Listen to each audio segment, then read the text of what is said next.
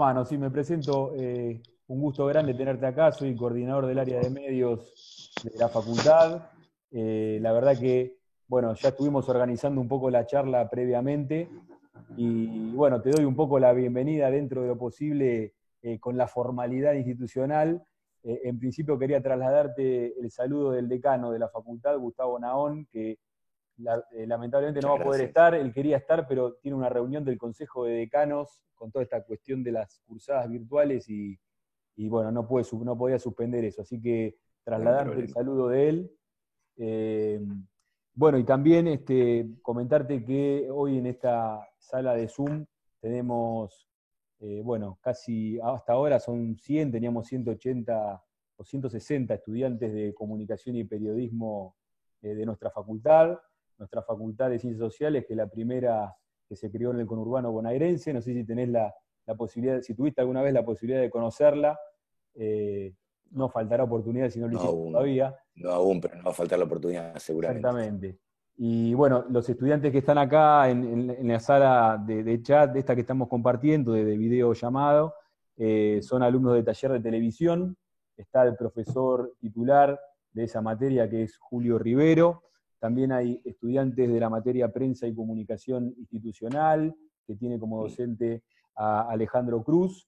Y además hay también estudiantes de otras cátedras que están cursando otras materias, porque esta invitación fue abierta a toda la comunidad para compartir este momento con vos. No lo presento mucho más, ya todos saben quién es Pablo Echarri, actor, productor, hoy muy vinculado a su actividad también gremial con los actores, su tarea en Sagay, en la defensa de los derechos de autor que tienen los actores, trabajando en esa materia, seguramente será parte de la charla de hoy. Y bueno, antes de seguir con las presentaciones, quería también agradecer porque esta charla fue producto de una gestión que realizó Gustavo Martínez, compañero de nuestra facultad. Así que, Gustavo, te saludo formalmente. No sé si querés decir algunas palabras para Pablo. Gracias, Pablo. Simplemente, bueno, agradecer a la facultad, a Gustavo Cruz, a los estudiantes que están acá. Estas charlas estaban previstas presencialmente para este año. Bueno, debido a la pandemia se están realizando ahora de manera virtual. La idea, como siempre, es acercar referentes de la comunicación, de la producción audiovisual. El caso de Pablo, persona que conozco hace creo que más de 20 años, no teníamos canas. Y bueno, nada, es un placer tenerte acá, poder compartirlo con el resto de los compañeros. Yo soy un estudiante tardío que volvió 20 años después a la facultad, pero bueno, acá estoy colaborando y haciendo lo que se puede en esta época tan particular. Así que lo paso a Julio, que es el profesor, y bueno, Pablo, lo que vos quieras decir, adelante No, también. gracias, agradecerte, Gustavo, agradecerte, Pablo, también por esa bienvenida. En particular, Gustavo, a vos, porque como decís vos, nos conocemos hace mucho tiempo y a lo largo del tiempo nos fuimos dando cuenta que de un lado y del otro nos involucrábamos en cosas lindas, interesantes, ¿no?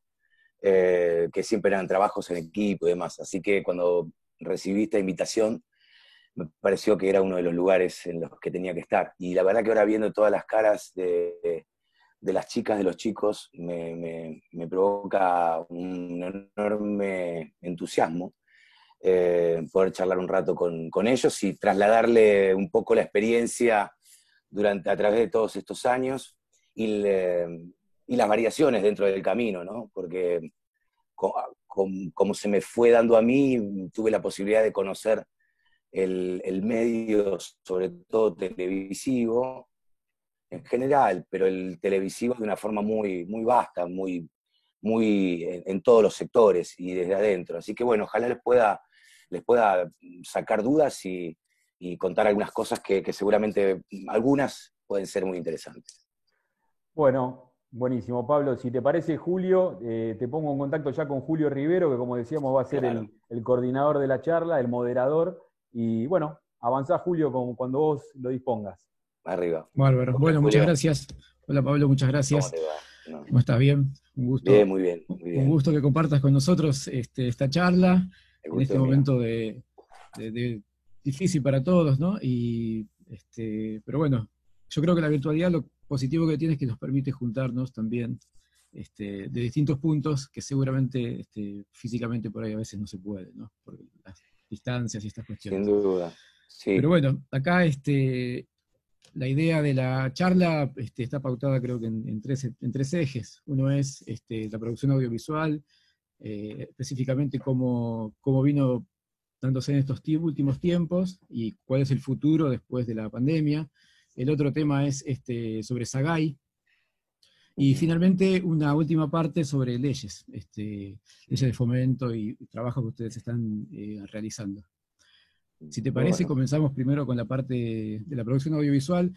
Yo te quería plantear un poco el contexto. Digamos, en el 2013 en la Argentina se produjeron 34 ficciones, llegando el 2019 solamente 7, y en el 2020, antes de la pandemia, había una sola serie que fue levantada.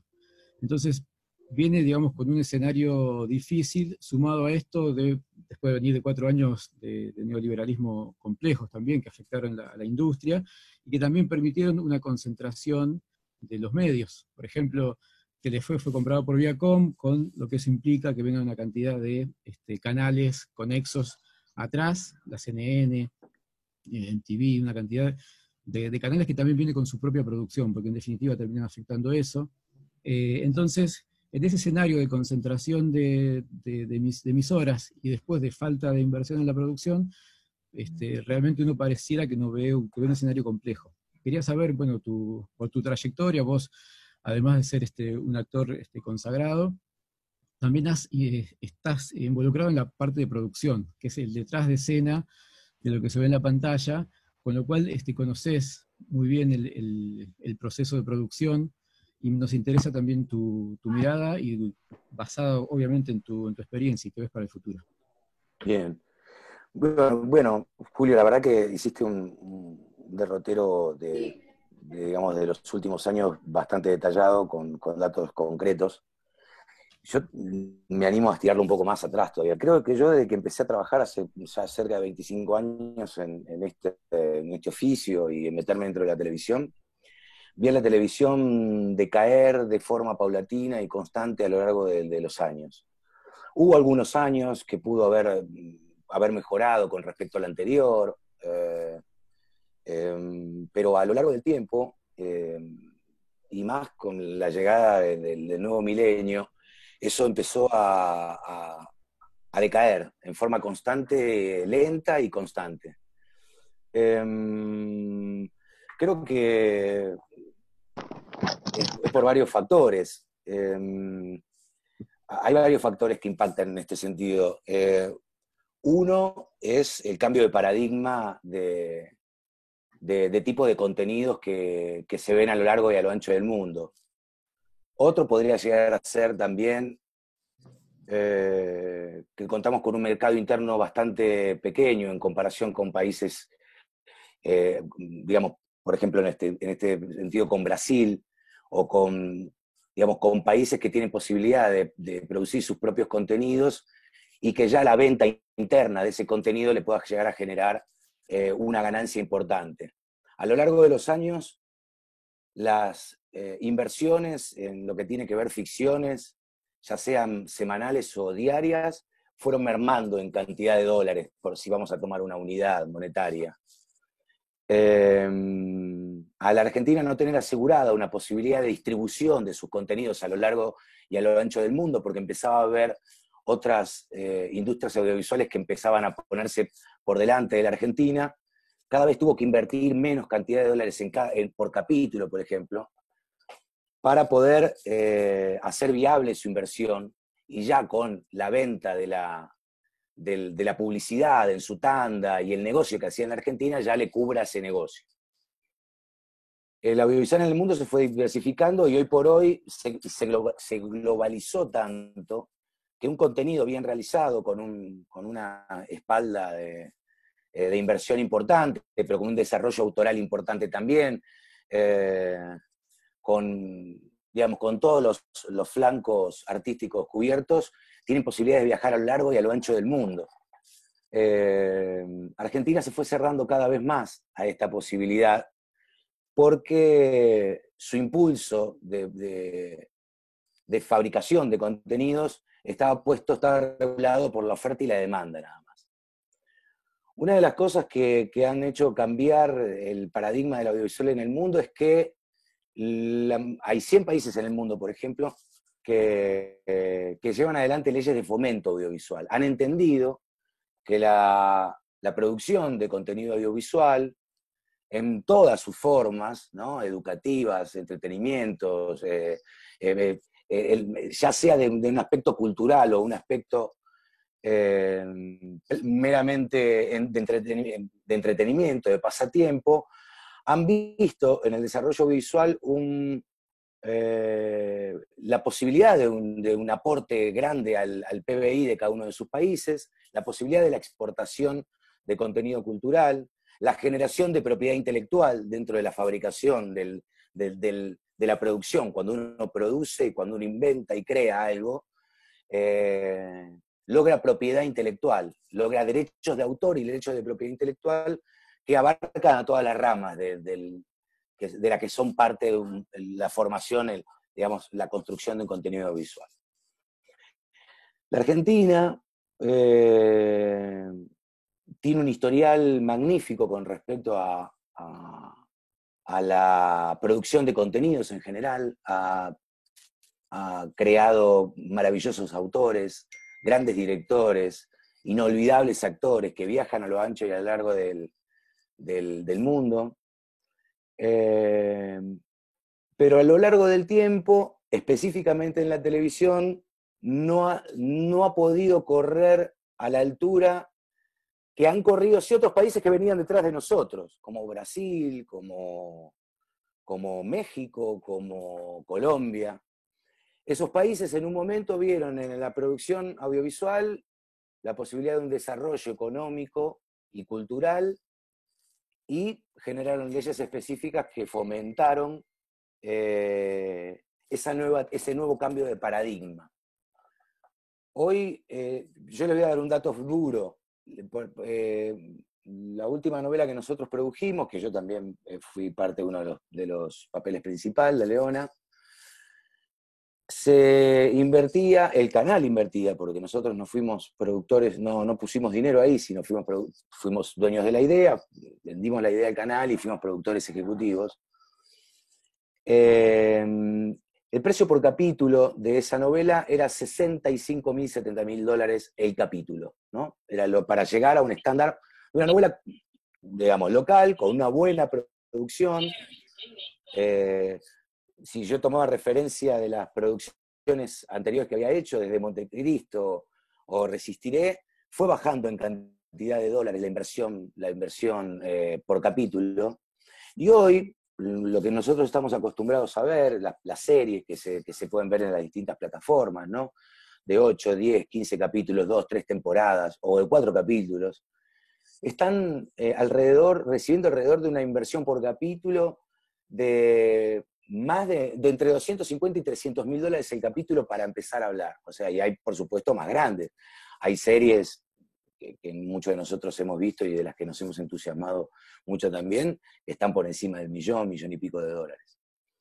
El mercado de venta de contenido audiovisual en el mundo cambió, subió, hubo un upgrade, digamos, hubo una escalada en la oferta del contenido, como si el contenido, para poder competir con los grandes productores de contenido, esté basado también, primero, en una profesionalización y en un cambio de registro en la escritura, un cambio de registro también en la dirección, un cambio de registro en la actuación también, pero sobre todo una inversión más grande. Los países que pudieron ponerse a la par de Estados Unidos en lo que es la producción de contenidos,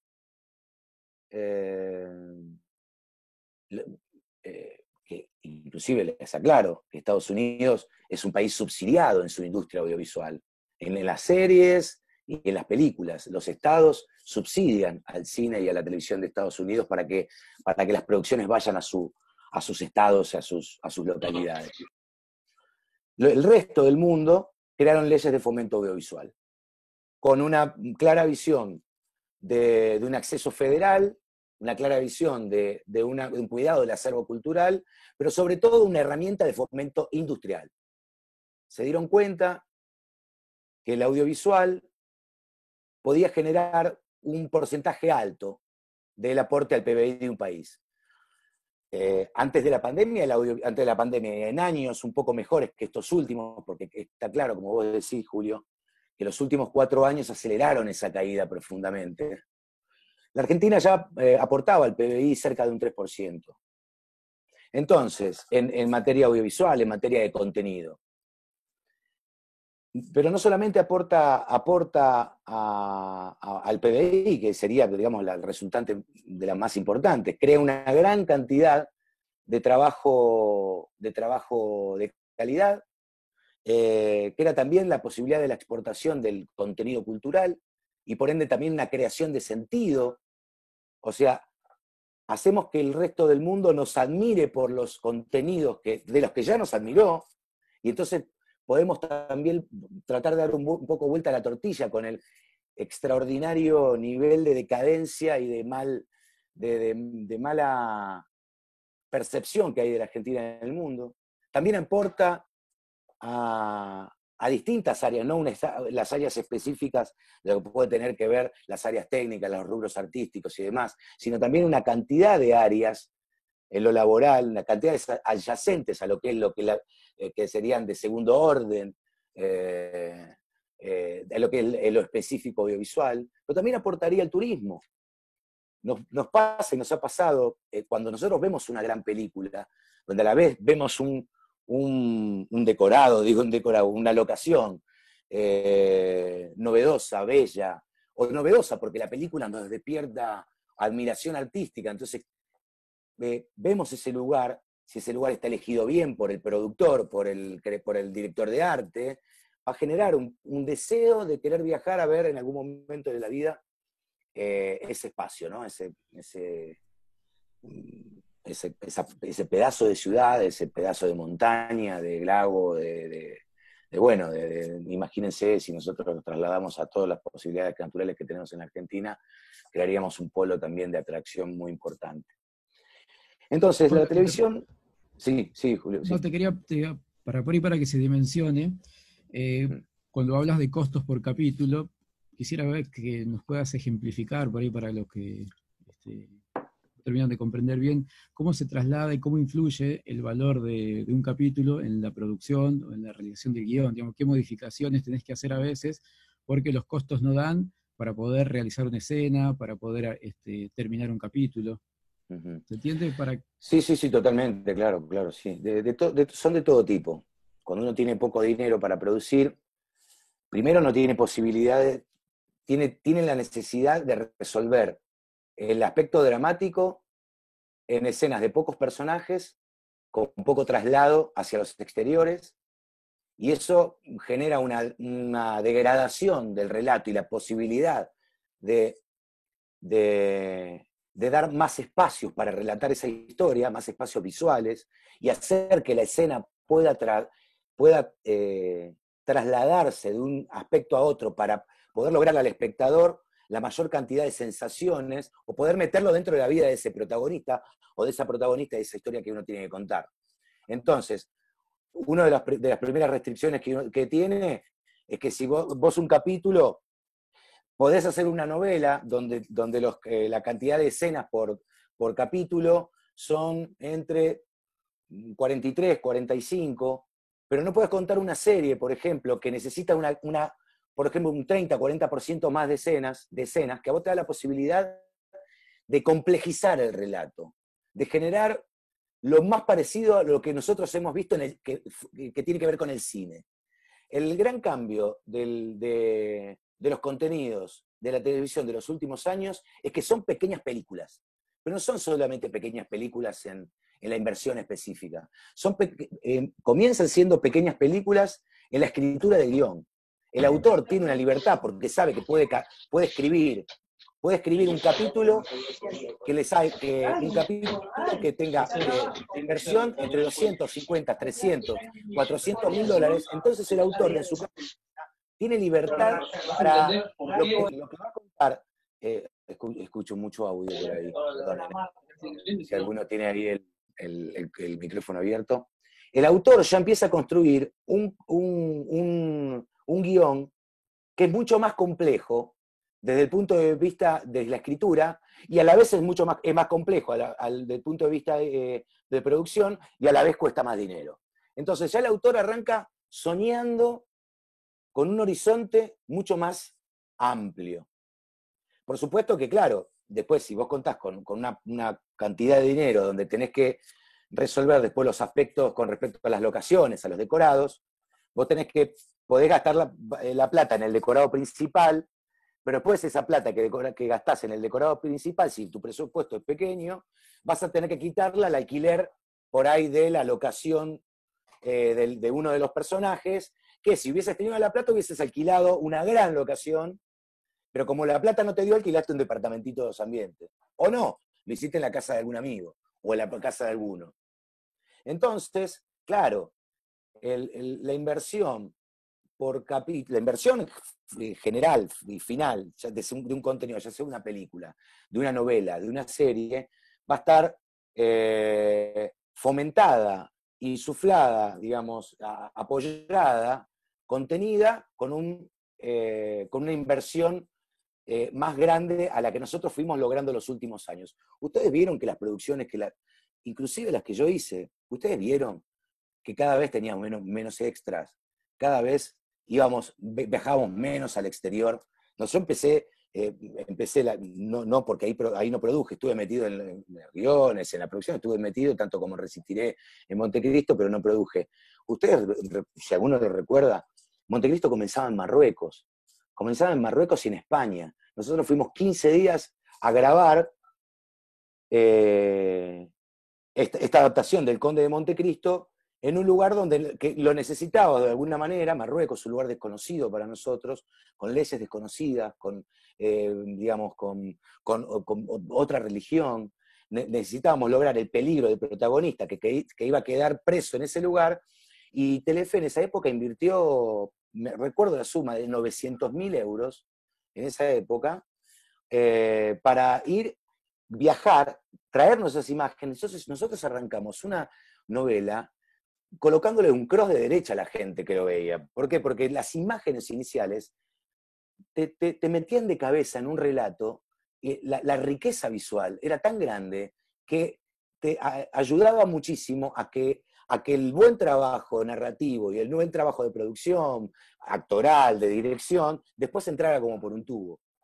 Entonces, es vital que en la Argentina exista una herramienta como existe en otros 100 países del mundo, para poder impulsar una industria que pueda generar una cantidad de beneficios económicos, pueda traer dólares, porque el audiovisual le da la posibilidad a la Argentina de ayudarla a paliar un conflicto muy grave que tiene, que es la poca capacidad que tiene para atraer dólares del exterior.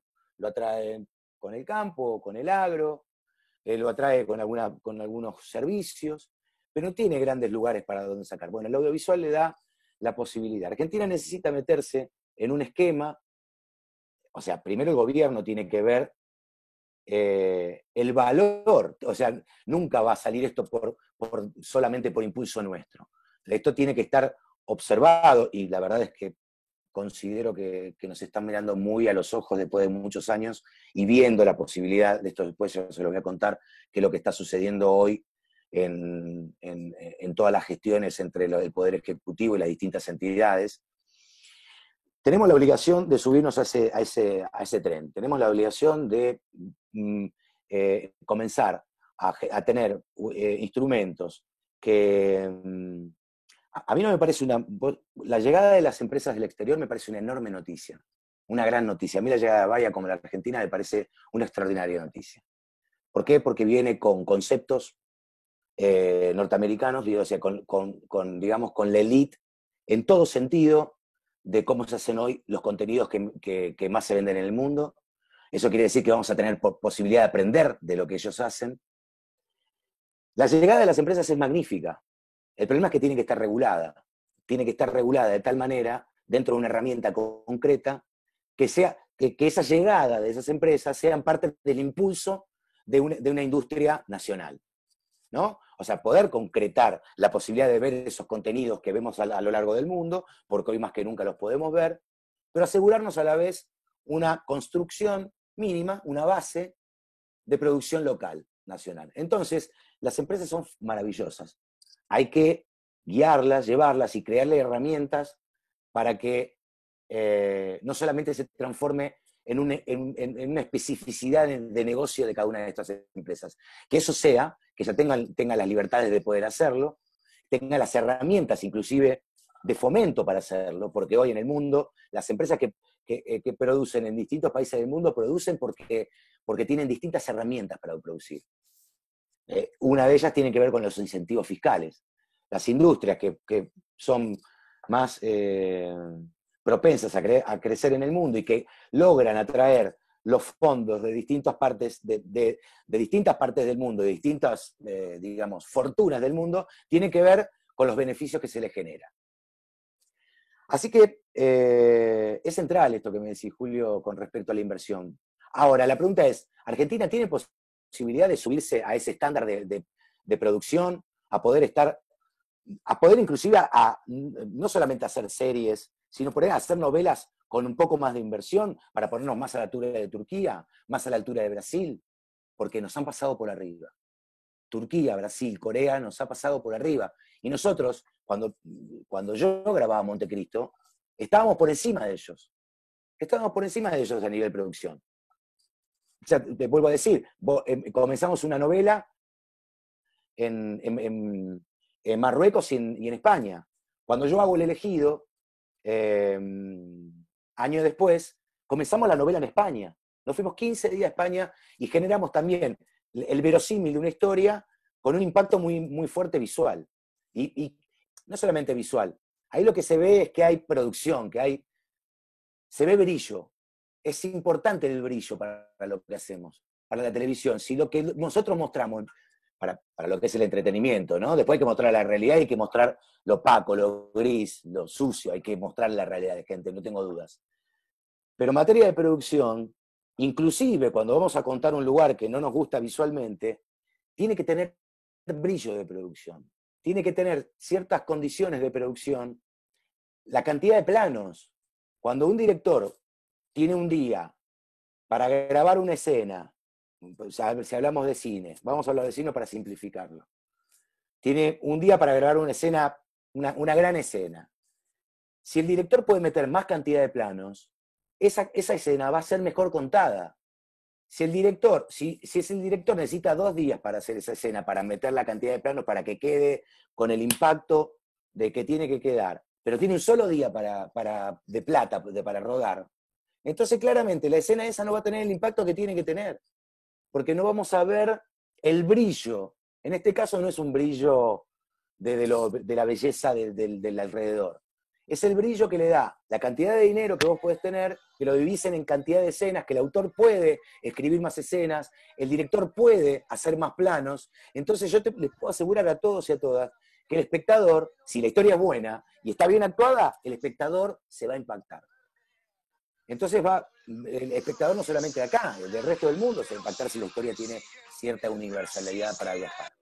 Así que, definitivamente, Argentina no tiene posibilidad de ponerse en el pelotón de países que producen en el mundo si no genera una herramienta similar a la que existen en distintos países del mundo, que algunos nos rodean. Brasil tiene una gran ley, Colombia tiene una gran ley, México la tiene también, Chile viene avanzando mucho en ese sentido, Perú y Paraguay promulgó su ley de cine, que venía peleando por ella, todavía no la reglamentó. Bolivia promulgó también su ley de cine, ahora está con unos problemas bastante más grandes que es lo que puede llegar a ser el cine, pero va hacia el mismo sentido. Y nosotros, históricamente, contamos con una herramienta magnífica para construir audiovisual, que es la ley de cine. Del año 1994 en la Argentina existe una herramienta magnífica de producción de películas. Por eso tenemos, si bien los últimos años nos han devastado en materia de evaluación con respecto al subsidio, al monto del subsidio, con respecto también al tema de la exhibición, con el tema de la distribución. El cine tiene una herramienta magnífica de fomento que ha hecho que el cine argentino esté a la vanguardia del cine del mundo. Si bien se ha degradado en los últimos tiempos, y se viene degradando, porque también nos estamos degradando como nos veníamos degradando como país. Ahora la pandemia viene como a sumarnos un poco más de dolor, pero la verdad es que veníamos en un sistema de degradación tan profunda que también lo siente el cine. Pero de todas formas existe una ley que impulsa y genera más de 100 películas por año. Y la verdad que eso es un número que, si uno lo compara con el resto del mundo, es un número muy aceptable, muy importante. El foco está puesto en la televisión. Bien. Pablo, te quería acá preguntar, Marcos Villa, no sé si Marcos, ¿estás por ahí? Sí, cómo no.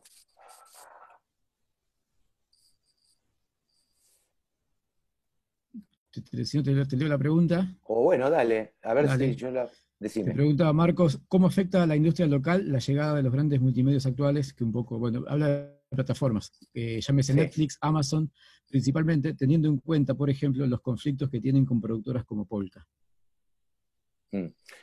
Bueno, las plataformas son central, son un poco la madre del borrego, digamos. No puede haber un desarrollo industrial de esta nueva altura del milenio si no participan las plataformas. No, es imposible. Ya todos vamos experimentando el cambio de paradigma de cómo se ve la televisión en estos momentos. Hoy, bueno, esta llegada, esto es una plataforma en la que estamos y que estamos haciendo un vivo, estamos viendo diversas plataformas donde están viendo los distintos contenidos, estamos viendo las plataformas teatrales también, que están hoy, que proliferaron en gran número, porque es la única forma de que pueden poner ya sus contenidos grabados en audiovisual cuando se hacían en vivo. O sea, lo que asistimos a que y ya no solamente nosotros que nos dedicamos a esto y ustedes que estudian que estudian lo inherente a la televisión, sino que el denominador común, la población en general se dio cuenta que las plataformas son algo importante. Hoy es algo que me preguntan desde el periodismo. ¿Cómo es que se regulan las plataformas? No habría que regular las plataformas. Las plataformas son cómo han cambiado, qué negocio hacen las plataformas. Bueno, hasta hace meses el periodismo no preguntaba eso, hoy lo pregunta. La llegada de las plataformas es el nuevo paradigma del audiovisual en el mundo. Es la modernidad.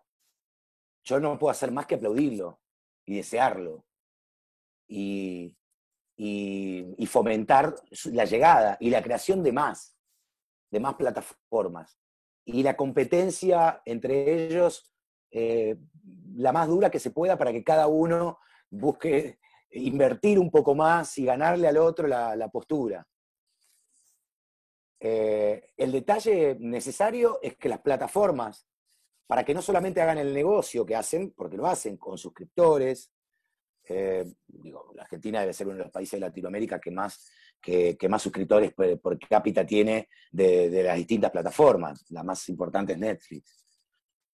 También debe ser la mayor cantidad de población, de incidencia en población en el alquiler, en la suscripción de cable también. O sea, las plataformas, el cable, las distintas formas, modalidades de ver televisión, ya no es más la televisión abierta está más fuerte que nunca, y se ve que va mutando. No la quiero menospreciar, pero hoy tiene competidores muy, muy fuertes. Ese negocio se hace, lo vienen haciendo hace mucho tiempo.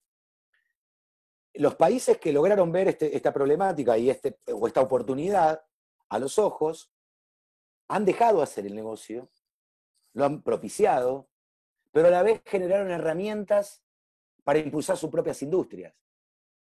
Entonces, ven con buenos ojos, le dan la bienvenida a todas las plataformas, pero le genera una ley de fomento que de alguna forma genera una base, una cantidad de contenido audiovisual argentino, de producción argentina. Si ustedes vieron, se han hecho producciones argentinas. Se estaba haciendo una para Netflix, El Reino, antes de que estallara la pandemia.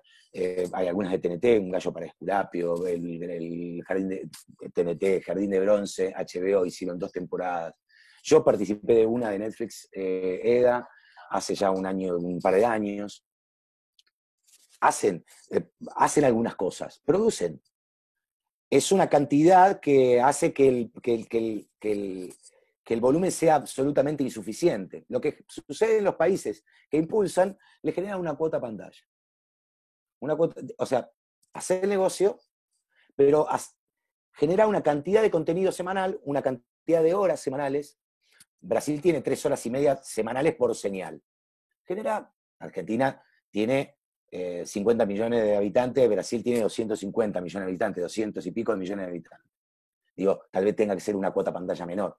Pero genera una mínima de trabajo, una mínima de cantidad de producciones que debe haber, que también divide dentro de lo que es la ley entre las grandes productoras, las que ya existen, y las pequeñas y medianas empresas, para poder también generar un espacio de burguesía, digamos, un crecimiento de productoras que salgan a competir con esas grandes también.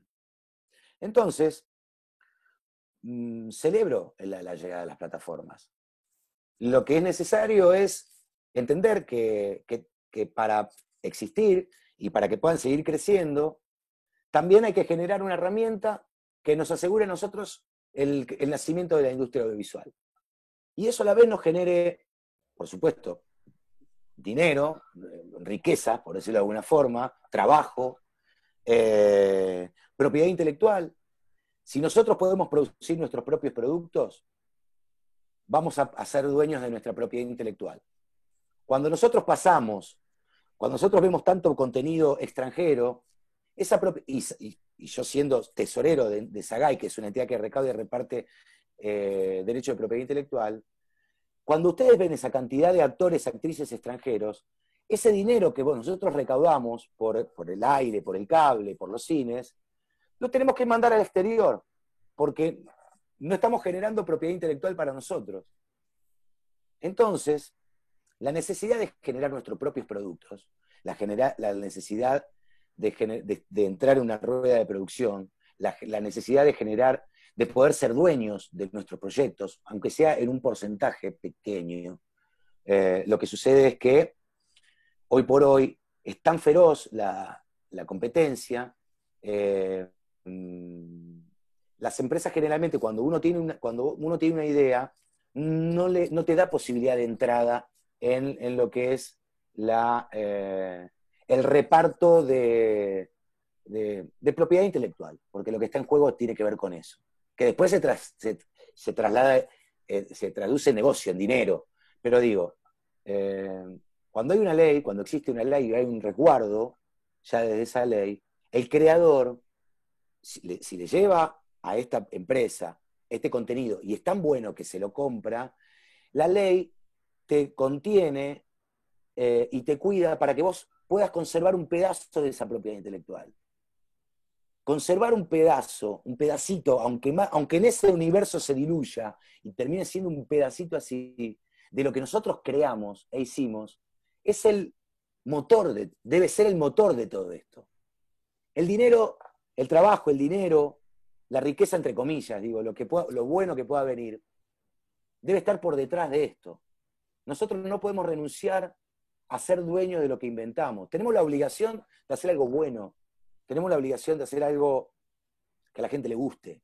De tener que competir con estos aviones y estos transatlánticos que hay en el mundo.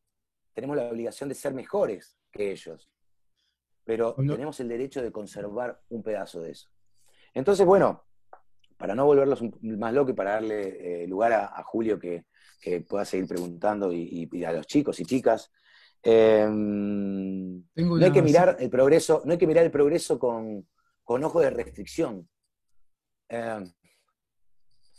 Yo soy de una entidad de propiedad intelectual y veo contenido en internet. No puedo tapar el sol con la mano. Pero a la vez lucho por la ley de copia privada, que eso de alguna manera trataría de resarcir un poco lo que los actores, las actrices, los autores y demás no cobran nada, porque nuestros contenidos se pueden ver en distintas plataformas o en distintos lugares, en YouTube, por ejemplo, y no cobramos un peso. Pero jamás voy a restringirle al público que no lo vea, que no lo haga. pero luchamos por conseguir el derecho. Así que es importante. Después, un poco más adelante, les voy a contar en qué estamos, como para también darles un poco de esperanza a esto, porque la verdad que por lo que venimos hablando, la situación es bastante triste, ¿no? Pablo, bueno, había una pregunta, no sé, Tatiana San Martín tenía una pregunta, si por favor, Tatiana, la podés copiar en el chat. Volviendo un poco al tema, esto de que hablaba de las plataformas y la cuota de pantalla que deberían reservar en los países donde funcionan. En Europa sé que les exige creo que un 30% de pantalla, como decías vos. Sí. Vos fíjate que acá con la ley de servicios de comunicación audiovisual, que el gobierno anterior, el de Macri, puntualmente a los 5 días la desmanteló. Entonces, Sí. si vos tenés una ley que te garantiza un derecho, yo creo que hay una presión muy fuerte después de estas empresas grandes concentradas para que eso no se aplique. Entonces, ahí creo que hay que buscar un equilibrio para lograr esto que le llaman inversiones que puedan venir, pero que no atenten en contra de la producción, porque si no también, no sé qué opinas vos, me parece que atentan contra la soberanía cultural y comunicacional, en este caso de nuestro país. Sí. Y te sumo primero eso, y te sumo, porque ustedes en el proceso más difícil del neoliberalismo se agruparon en la multisectorial audiovisual. Me interesaría un poco que cuenten el trabajo que empezaron a desarrollar y en el cual están ahora. Y después, si querés, pasamos a Sagay. Sí. La ley de medios para el audiovisual fue pésima. Fue una herramienta, lo voy a decir con todas las letras. Y eso fue lo que generó, de alguna manera, donde a nosotros llegamos. Por supuesto, estos años estos años fueron devastadores. Nunca se pudo incluir dentro del cuerpo de la ley la palabra ficción. Jamás se pudo incluir.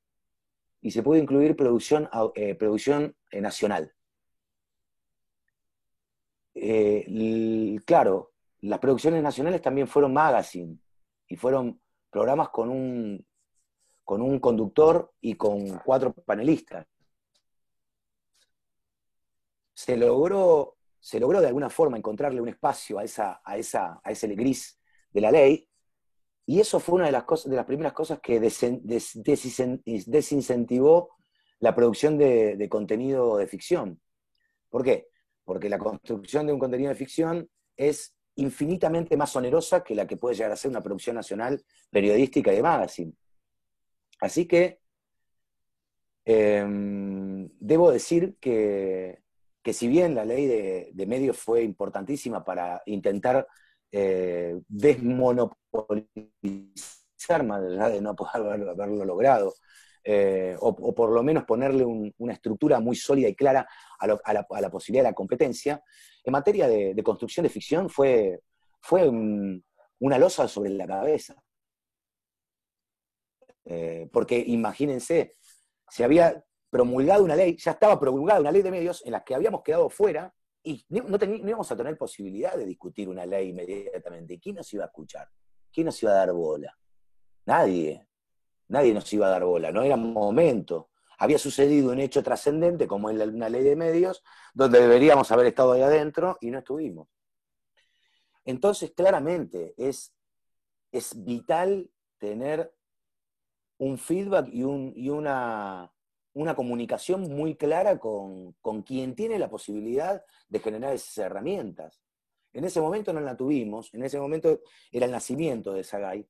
Sagay estaba naciendo, estábamos peleando por tener el derecho de propiedad intelectual, ¿no? Estábamos un poco fuera de la posibilidad de poder imaginar este nuevo universo con la ley de medios, ¿no? Y la verdad es que en ese momento nos quedamos afuera. Pero claramente es la discusión y claramente también tiene que estar, tiene que ser importante el aspecto cultural, ¿no? Claramente, por eso hay que hablar con cultura, tenés que hablar con cultura, hay que hablar con Tristán, hay que hablar con Lucrecia, con la gente de ahí, tenés que hablar con producción, con Ariel Yale, Economía de Conocimiento, con el mismo ministro Culfas, o sea, tenés que hablar con turismo también, tenés que hablar con economía también, para poder ver el tema de estos fomentos fiscales, a ver, porque si, por ejemplo, Colombia da un fomento fiscal del 40%. O sea que la empresa que invierte 100 le da 40. Entonces, se tendrá que crear un sistema similar a ese para que genere un fomento, porque si una empresa dice, no, voy a Colombia que me da 40. Claro, Argentina tiene un historial y un bagaje de capacidad, talento y expertise muy grande, mucho más que Colombia, muchísimo más que nadie en la región, pero le da un 40%. Si vos no le das algo parecido, va a terminar eligiendo al otro espacio para viajar allá. Claramente es un debate múltiple. Es un debate múltiple. Es cuánto podría aportar a la economía, cuánto aseguraría el acervo cultural argentino, cuánto aportaría a la creación de trabajo de calidad, cuánto aportaría a la creación de propiedad intelectual. Y quienes lo pueden propiciar, lo hacen o no, son los funcionarios, los gestores. Y debo decirles que nos es muy difícil el ponerlos en autos, hacerles entender de cuál es el total de la problemática. La desconocen la mayoría. Es muy... hay algunos que sí los tenemos en la Secretaría de Medios, que son productores, que son gente que viene de carrera también, entonces entiende de eso y puede aportar, ayudar a explicar al resto que muchos no saben y que por ahí son importantes porque tienen que tomar una decisión y tienen que poner un gancho, ¿no? en ir adelante con una ley o no. Si querés te cuento ahora, o si no te cuento después en qué estamos, que tiene que ver con esto. Te digo dos preguntas, te paso dos preguntas y si querés pasamos ya a la otra parte. Sí, Julio, dale. Tatiana pregunta, ¿qué busca un productor para destacarse del resto? Subir los números, sabiendo que actualmente las novelas son similares. Digamos, ¿cómo un productor se destacaría en base a su producto del resto? Eso pregunta Tatiana. Y la otra, y de Gisela, que pregunta, ¿cuál es la razón por la cual las novelas coreanas, turcas, brasileñas tienen tanto éxito con el público argentino y cómo podrían llegar a competir las novelas argentinas con ellas? Ya que últimamente las novelas argentinas no generan tanto impacto como las extranjeras. Bueno, me parece que se unen.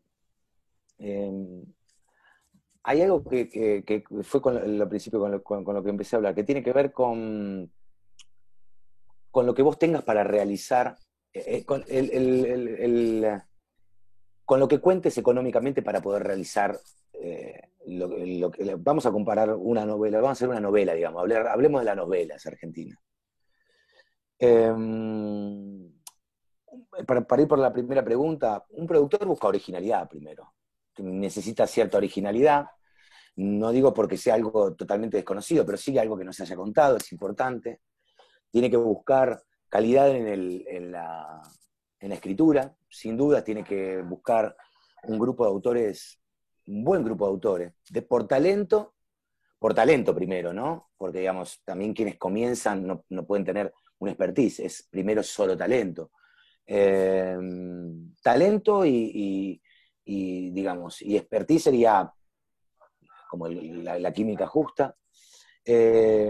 Rodearse de buenos intérpretes, porque es vital, digo, lo que está escrito cuando pasa a ser una escena, cuando pasa a ser audiovisual, hay un trabajo muy importante del actor que es de generar la identificación de la gente hacia él y a la vez de ser un generador de sentimientos, y entonces la capacidad como la que lo pueda transmitir es importante. Todo eso es importante de evitar. Un productor, para diferenciarse, tiene que buscar eso. Qué sé yo, también tuve la posibilidad de contar en La Leona, de contar con un equipo, en El Ejido también, con un elenco magnífico.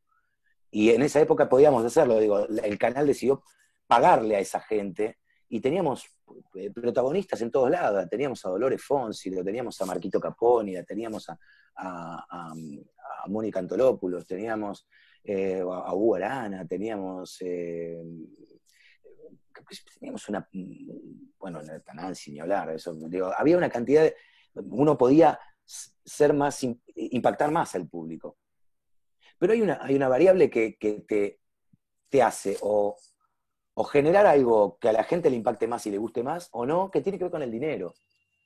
Si vamos a hacer una novela con la misma cantidad de escenas por capítulo, ¿no? Vamos a decir que tiene 50 escenas por capítulo. La brasilera, la turca y la argentina. Si Turquía tiene $300.000 el capítulo, puede grabar ese capítulo, esas 50 escenas la puede grabar en más tiempo. O sea, no necesariamente la tiene que grabar como lo hacemos en la Argentina, que es casi a un capítulo por día, ¿no? En 10 horas y una de comer, meter un capítulo, 50 escenas. Cuando vos tenés más plata, la podés meter en 2 días. Cuando la podés meter en 2 días, tenés capacidad de complejizar, de hacer más planos, de esto que contaba antes, ¿no? De detenerte más, de si salió mal una escena, porque no salió bien, no salió linda, al director no le gustó, o entró un boom, no sé, lo que sea, o hubo una sombra, poder hacerla de nuevo.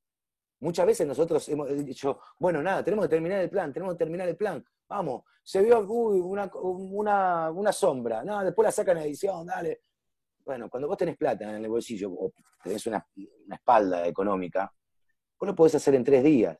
Pero yo te vuelvo a repetir, no es que es el mismo guión, porque yo si soy productor, ya sé cuánta plata por capítulo voy a poder gastar.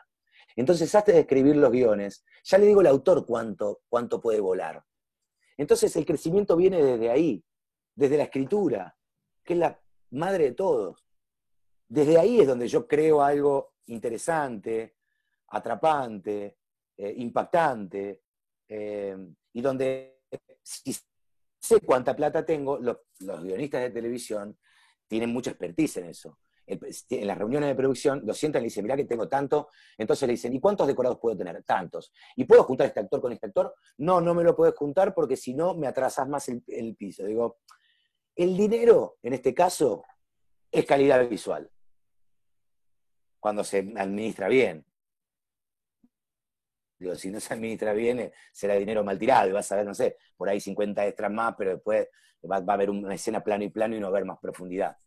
Cuando vos tenés dinero, vos podés utilizar ese dinero de una forma tal, sobre todo si empezás desde la escritura, que te dé brillo. Entonces, las novelas turcas tienen más tiempo de preparación de escritura, tienen más tiempo de preproducción, tienen mejores escenarios naturales, se van a la playa, vienen, se van a la montaña, hacen lo que tienen que hacer. Brasil también, digo, bueno, Brasil tiene por ahí una geografía más uniforme, pero también se mueven, ponen plata, y eso es plata, porque a mí se me puede ocurrir irme a Marruecos, pero si no tengo plata para irme a Marruecos, digo, lo que debo hacer es construir un primer capítulo, como dije de Montecristo, un primer capítulo con la plata que tengo. Entonces seguramente lo voy a hacer en una locación no muy lejana, no me puedo alejar mucho del lugar de rodar, digamos, del lugar donde marca la ficha, en lo que es la televisión abierta. Donde marca la ficha el trabajador, ahí empieza a correr la hora de grabación. Entonces a veces si te vas muy lejos del lugar de grabación, corres el riesgo de grabar pocas horas, entonces tenés menos material, entonces te sale más caro. Entonces lo grabás a la vuelta del canal, y si grabás a la vuelta del canal, y lo que tenías que hacer en un palacio, lo hiciste en la esquina de la vuelta del canal, y bueno, la verdad que es muy difícil que no nos gane. Es muy fácil, perdón, que nos gane una novela turca, o una novela coreana, o una novela brasilera. No sé si están linkeadas las preguntas, creo que la segunda también fue más o menos eso, ¿no? Más o menos por la misma, sí. Si querés pasamos a la parte de Sagay, que está basada o que surge a partir de la ley 11.723. Sí. Que faltaba una reglamentación específica para los actores. Habían reglamentado la parte para los músicos, sí. Para los derechos para guiones y escritura, como digamos, todo lo que va a Argentores, pero faltaba actores. Entonces, Sagay es la Sociedad de Gestión de Actores e Intérpretes. ¿Qué significa? ¿Qué trabajo hacen? Bueno, Sagay es una entidad que recauda y reparte los derechos de propiedad intelectual, ¿no? En la Argentina existen, como bien decís, Julio, del año 33. la 11723 es del año 1933. Y siempre fue reglamentada para autores musicales, intérpretes musicales, dramaturgos, digamos, los creadores, los guionistas, creadores, ya sea teatrales, televisivos y demás. Y nunca estuvo reglamentada para directores de cine y para actores y actrices. Bueno, la verdad que cuando yo empecé hace 20 y pico de años atrás, siempre para mí fue como como una gran utopía. Yo era muy joven y pensaba, y hablaban mis compañeros más grandes hablaban de propiedad intelectual y siempre creí que nunca se iba a lograr. Y la verdad es que me tocó ser protagonista inclusive de eso. En el año 2005 empezamos ahí a hablar. Tuvimos una llegada muy, muy fuerte al Poder Ejecutivo de ese entonces, al presidente Néstor Kirchner. Hubo un cambio de paradigma ahí con respecto al tema de la fortaleza de los espacios primero de las minorías, ¿no? O sea, esos años fueron años de minorías, años que las minorías fuimos, fuimos porque los actores siempre fuimos ninguneados a lo largo de la historia, qué sé yo. En comienzo del siglo pasado nos enterraban afuera de los cementerios, así que imagínense de dónde venimos peleando, ¿no?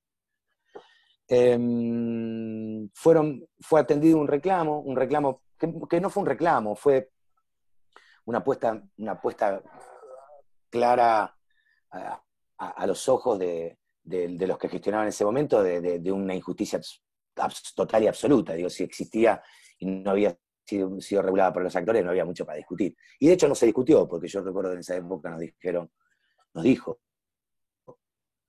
Néstor Kirchner nos dijo, es patético discutir lo discutible, yo les voy a firmar el decreto que les dé nacimiento, porque tienen que percibir. Por eso que más allá de lo que después logramos percibir, el que te reconozcan un derecho, el que eso que sea tuyo, te acrediten que es tuyo, es algo valiosísimo, ¿no? Es algo a lo que uno debe, por lo que uno debe pelear. Después hay que pelear por el dinero, sin duda, pero primero tiene que ver con eso. Entonces, bueno, gestionamos muchos compañeros, me recuerdo una asamblea de la Asociación Argentina de Actores, que fue muy fuerte, muy álgida, donde se eligió la comisión directiva de SAGAI, fuimos a mano alzada, fuimos levantando. Muchos de nosotros y de nosotras fuimos sintiendo esa gran necesidad de participar, darnos cuenta de que si no nos involucrábamos no nos iban a dar nunca el derecho a propiedad intelectual, y si lo pedíamos y nos callábamos la boca por si alguien se enojaba, íbamos a ir a la cola siempre. Levantamos la mano, armamos la verdad, una comisión muy representativa y fuimos a gestionar, a tocar puertas, a pedirles a quien tenían que firmar y a quien tenían que llevar adelante a hacerlo. Lo hicimos y para nuestra sorpresa, por eso también, porque acuérdense que veníamos de una época de que se vayan todos, digamos, veníamos de un momento difícil, descreimiento grande por la política. La verdad que la gestión fue muy rápida, muy rápida. Después se publicó tiempo después en el boletín oficial, que fue lo que dio efecto al nacimiento de SAGAI, pero digamos la decisión fue tomada antes.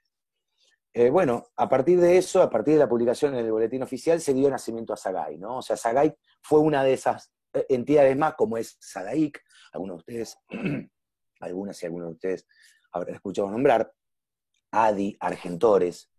Esas son entidades que ya históricamente venían recaudando el derecho de propiedad intelectual. Y tuvimos nacimiento nosotros, SAGAI y DAC. DAC es la entidad que recauda y reparte para los directores. Bueno, como les decía antes, el que te otorguen un derecho, el que te lo hagan efectivo, vos podés inclusive construir una entidad, tiene un edificio, ya ese derecho no solamente es un derecho que te lo adjudicaron, sino que ahora vos mirás, vas al lugar, el lugar está. Creó un apoyo para los actores y las actrices magnífico, magnífico. Hasta ese momento venían siempre con una participación muy intensa y muy, muy cercana de la Asociación Argentina de Actores, pero el poder lograr tener una entidad fuerte como SAGAI, porque SAGAI recauda y reparte, digamos, tiene un ingreso de dinero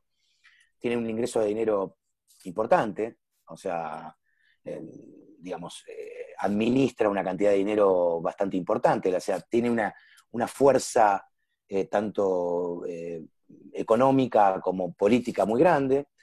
Le generó a los actores y las actrices, que es un colectivo desocupado, es un dato importante que sepan, la actividad actoral es una actividad de 90% desocupados. Esa es la realidad, ¿no? Entonces siempre hay una necesidad, después hay mejores momentos y eso baja, pero en los tiempos álgidos de una gran cantidad de ocupados. Le dio la posibilidad de que una entidad también, que recaude y reparte, pero que también tiene una fundación, que creo que es la herramienta más virtuosa que tiene Sagay, porque puede llegar al resto de los compañeros y compañeras en sostén, en ayudas, ahora en pandemia ni hablar, se están ayudando con alimentos, con medicamentos, digamos, de poder oficiar como sostén, pero también como formador, ¿no? Porque también en la Fundación Sagay da cursos de distintas cosas, también fomenta la producción de cortometrajes, lo ha hecho, fomenta la producción de pequeñas obras teatrales de autores argentinos también. Entonces, digamos, el nacimiento de Sagay fue vital para los actores y las actrices porque encontraron un sostén en ellos, cuando antes solamente tenían la Asociación Argentina de Actores, pero a la vez esto que yo les digo, ¿no? les defiende y les gestiona un derecho al que ninguno de nosotros debemos renunciar. O sea, el mundo de hoy, por eso yo hago tanto hincapié con el tema de la ley, porque el mundo de hoy, las empresas son tan grandes, son tan monstruosas y abarcan a tanto, o sea, están en tantos lugares en el mundo, que los creadores, los que tienen una idea, tienen enormes dificultades para poder pelear por su derecho, por eso que crearon. Entonces, ustedes tienen que saber que es vital que se acerquen, que generen vínculo con las entidades que ya existen, pero que también ustedes tengan en su cabeza que si no se ajustan o no se acercan a las entidades que existen, o no tienen la intención de pelear por su propio derecho, el día que tengan una buena idea se la van a comer. Se la van a comer. Primero, tiene enormes posibilidades de que no la vean nunca. Pero si la ven porque es muy buena y porque verdaderamente lo bueno traspasa, lo bueno es magnífico, porque puede no conocerte nadie, pero si vos escribiste algo bueno, si alguien inició algo bueno, tuvo una buena idea, traspasa. Si no existen entidades o no existe el deseo propio de poder generar, de pelear por esos derechos son los primeros que te piden, que te sacan. Entonces, es vital. O sea, Sagay lo que hace hoy es, aparte de tener una fundación, de asistir a los compañeros y compañeras de formación, contención, a lo más mínimo que tiene, y repartir y recaudar, lo que hace también es parte de la multisectorial audiovisual. Ahí engancho, Julio, con lo que vos decís. Nacieron en años del gobierno anterior, tiene 5 años en realidad, nació un poco antes, una herramienta que se llama multisectorial audiovisual por el trabajo, la ficción y la industria audiovisual argentina, que es conformada por todos los sindicatos del sector, por todas las entidades de gestión, por distintas cámaras. También tenemos un miembro adherente, Telefe es un miembro adherente nuestro. Están las cámaras de productores también, digamos, entraron, salieron, van y vienen en algunos casos, pero de alguna forma en lo conceptual siempre están de acuerdo con nosotros. Una herramienta que se creó para poder, esto que decía antes, contarle a los gestores políticos, a los funcionarios, a los ministros de Economía, a los ministros de Cultura. Los ministros de Cultura a veces están más cerca. En este caso tenemos a un cineasta, está más cerca, lo conoce. Los ministros de Cultura, de Producción, de Economía, de Turismo, de lo que sea, para contarles que lo importante que es crear una herramienta audiovisual. Entonces, la multisectorial viene oficiando como herramienta, con un consejo ejecutivo y con un consejo plenario, con una comisión plenaria de todos, y todas las entidades, son 16 hasta ahora, también tienen adherentes del interior, que lo que hace es gestionar ante los poderes ejecutivos, ponerle adelante de los ojos el por qué deberían ir tomar cierto camino. Le levantamos y le decimos, miren, España tiene esto, miren, Brasil tiene esto, Miren, ahí es como abrimos los ojos de los distintos gestores que no son especialistas en lo que nosotros nos dedicamos, pero empiezan a ver con buenos ojos la posibilidad de poder abrir los ojos y ver esa realidad. Lo que hacemos en la multisectorial es eso.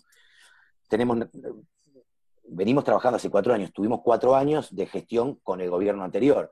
Gestionamos con el exministro del Sistema Federal de Medios, el ministro Lombardi, donde hemos creído en cierto momento que llegábamos a buen puerto y la verdad nunca pudimos arribar a acuerdos o a avances, pero hemos aprendido mucho en momentos de adversidad, porque no nos era adverso, digamos, nos era adverso una postura que hoy, post pandemia, nos es bastante más favorable, porque primero la Argentina para salir tiene que agrandar su matriz productiva. Si la Argentina no agranda su matriz productiva, digo en general, no digo ni siquiera en lo audiovisual exclusivamente, si no agranda su matriz productiva, está lista la Argentina. O sea, no puede salir, no va a poder lograr generar esa cantidad de trabajo que tiene que lograr, generar esa cantidad de valor agregado que tiene que generar como para poder en parte reemplazar lo que compra de afuera y en parte también vender hacia afuera. Entonces, esta multisectorial vino trabajando muy fuerte y esto es lo que yo quiero contarles porque esto es muy importante para ustedes. Desde el Poder Ejecutivo fuimos escuchados, y no solamente fuimos escuchados, sino que hoy existe gente dentro de los distintos espacios que saben de lo que le hablamos. Entonces, cuando vamos a hablarle del tema, entienden que no solamente estamos pidiendo fomento para el sector, lo que estamos queriendo es reactivar una herramienta, activar una herramienta que en el mundo impulsa las economías de los países. Además de todo lo que ya les expliqué de la propiedad intelectual, del contenido cultural y demás. Entonces la multisectorial se ocupa de esto, habla con producción, viene hablando, lo venimos haciendo por Zoom, lo hicimos con la Secretaría de Medios, la Secretaría de Medios de la Nación. La Secretaría de Medios de la Nación es la que nos fijó las tarifas a las entidades de gestión para cobrar, la que le dijo a Sagay cuánto tenía que cobrarle a los canales y a los cines y a los cables. Con el Ministerio de Cultura. También venimos hablando con la Asociación de Televisoras Argentinas, o sea, la ATA, que es la entidad que nuclea a las señales de televisión de aire, siempre participó de los congresos que tenemos. Nosotros ya hicimos 5 congresos a lo largo de los 5 años, pero nunca logramos sentarlos en una mesa de discusión. Y la verdad es que a partir del comienzo de la pandemia tenemos una mesa de discusión también con ATA. Lo que estamos buscando es mostrarle al Poder Ejecutivo que estamos logrando consenso entre los que nunca tuvimos consenso hasta ahora. Porque creo que también vamos a llegar a la posibilidad de contar con una herramienta así si logramos un cierto consenso. Si nosotros vamos queriendo que nos den la ley porque creemos, en mi caso, que los que están ahora pueden ser afines políticamente, nos equivocamos.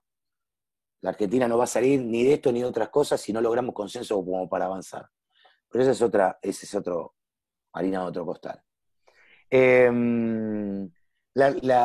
Hoy por hoy el trabajo de la multisectorial se transformó en un trabajo central, porque, por ejemplo, en la entidad hoy tenemos dificultades de todo tipo. No nos están pagando, los canales nos están pagando la mitad de lo que nos están pagando, están llevando hacia adelante el pago de derecho de propiedad intelectual. Pero el problema más grande que tenemos, de falta de cobro de derecho de propiedad intelectual, es que no generamos trabajo. La propiedad intelectual se genera cuando hacemos un trabajo que genera propiedad intelectual. Cuando no trabajamos, cuando no generamos contenido que vaya por el mundo, no cobramos propiedad intelectual. La propiedad intelectual va para los actores y las actrices del mundo que sí generan esa propiedad intelectual.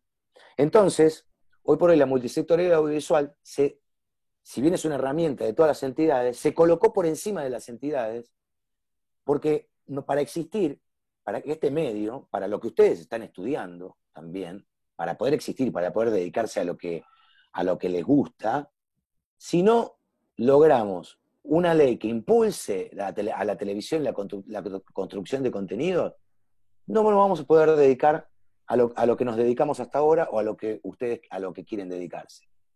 Entonces, bueno, la verdad que es central la herramienta esa, y lo que quiero decirles porque trato de decírselo a la gente con la que estoy y sin ni hablar si trabajamos de lo mismo o por lo menos nos interesan las mismas cosas, es que hay muchos avances en la posibilidad de la concreción de esa herramienta.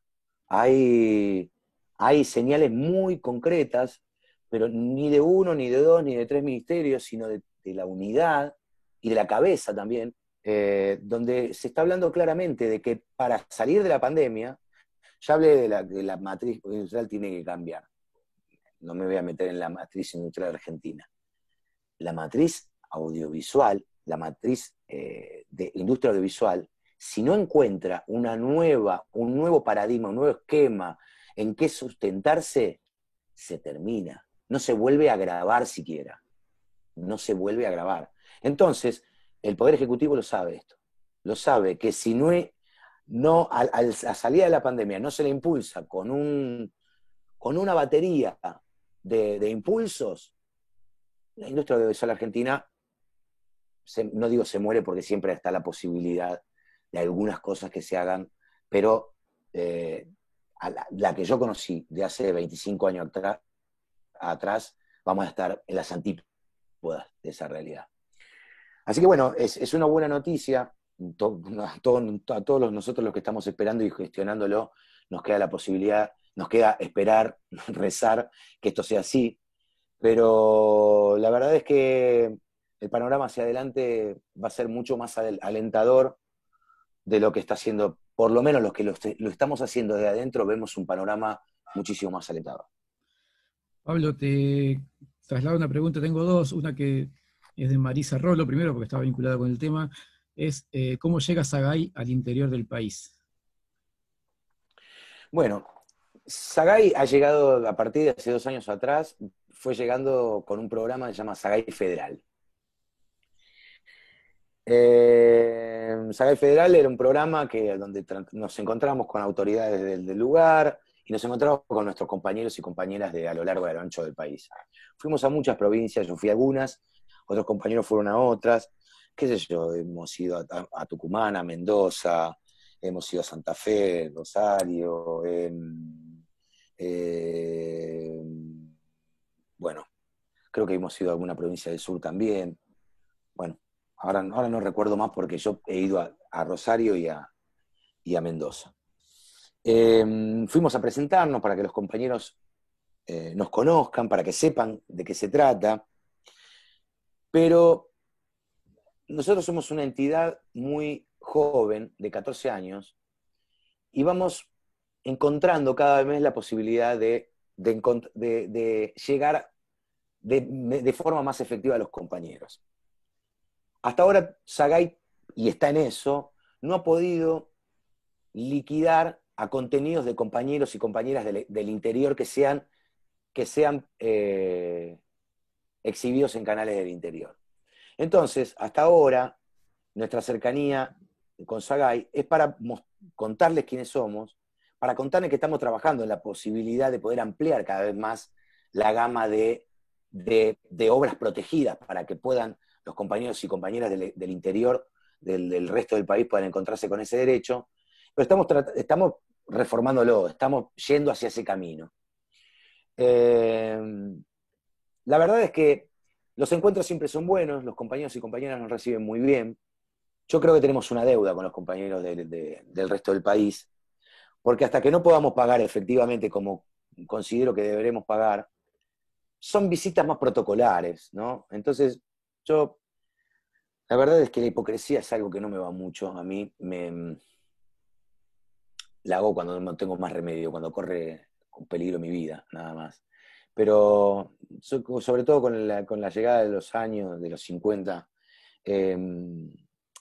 y nosotros lo hablamos con los compañeros, sabemos que tenemos que trabajar el doble para donde no estamos llegando llegar, ¿no? Donde no llegan los derechos de propiedad intelectual tampoco está llegando la construcción de contenido. Hay provincias que lo están haciendo muy bien. Córdoba la está haciendo bien, tiene una ley de cine que es muy, muy auspiciosa. Misiones lo está haciendo también. Tucumán está yendo detrás de esa ley. Pero digo, necesitamos, para llegar a los compañeros en la materia de propiedad intelectual, a la vez también necesitamos en la posibilidad de federalizar la producción en el país.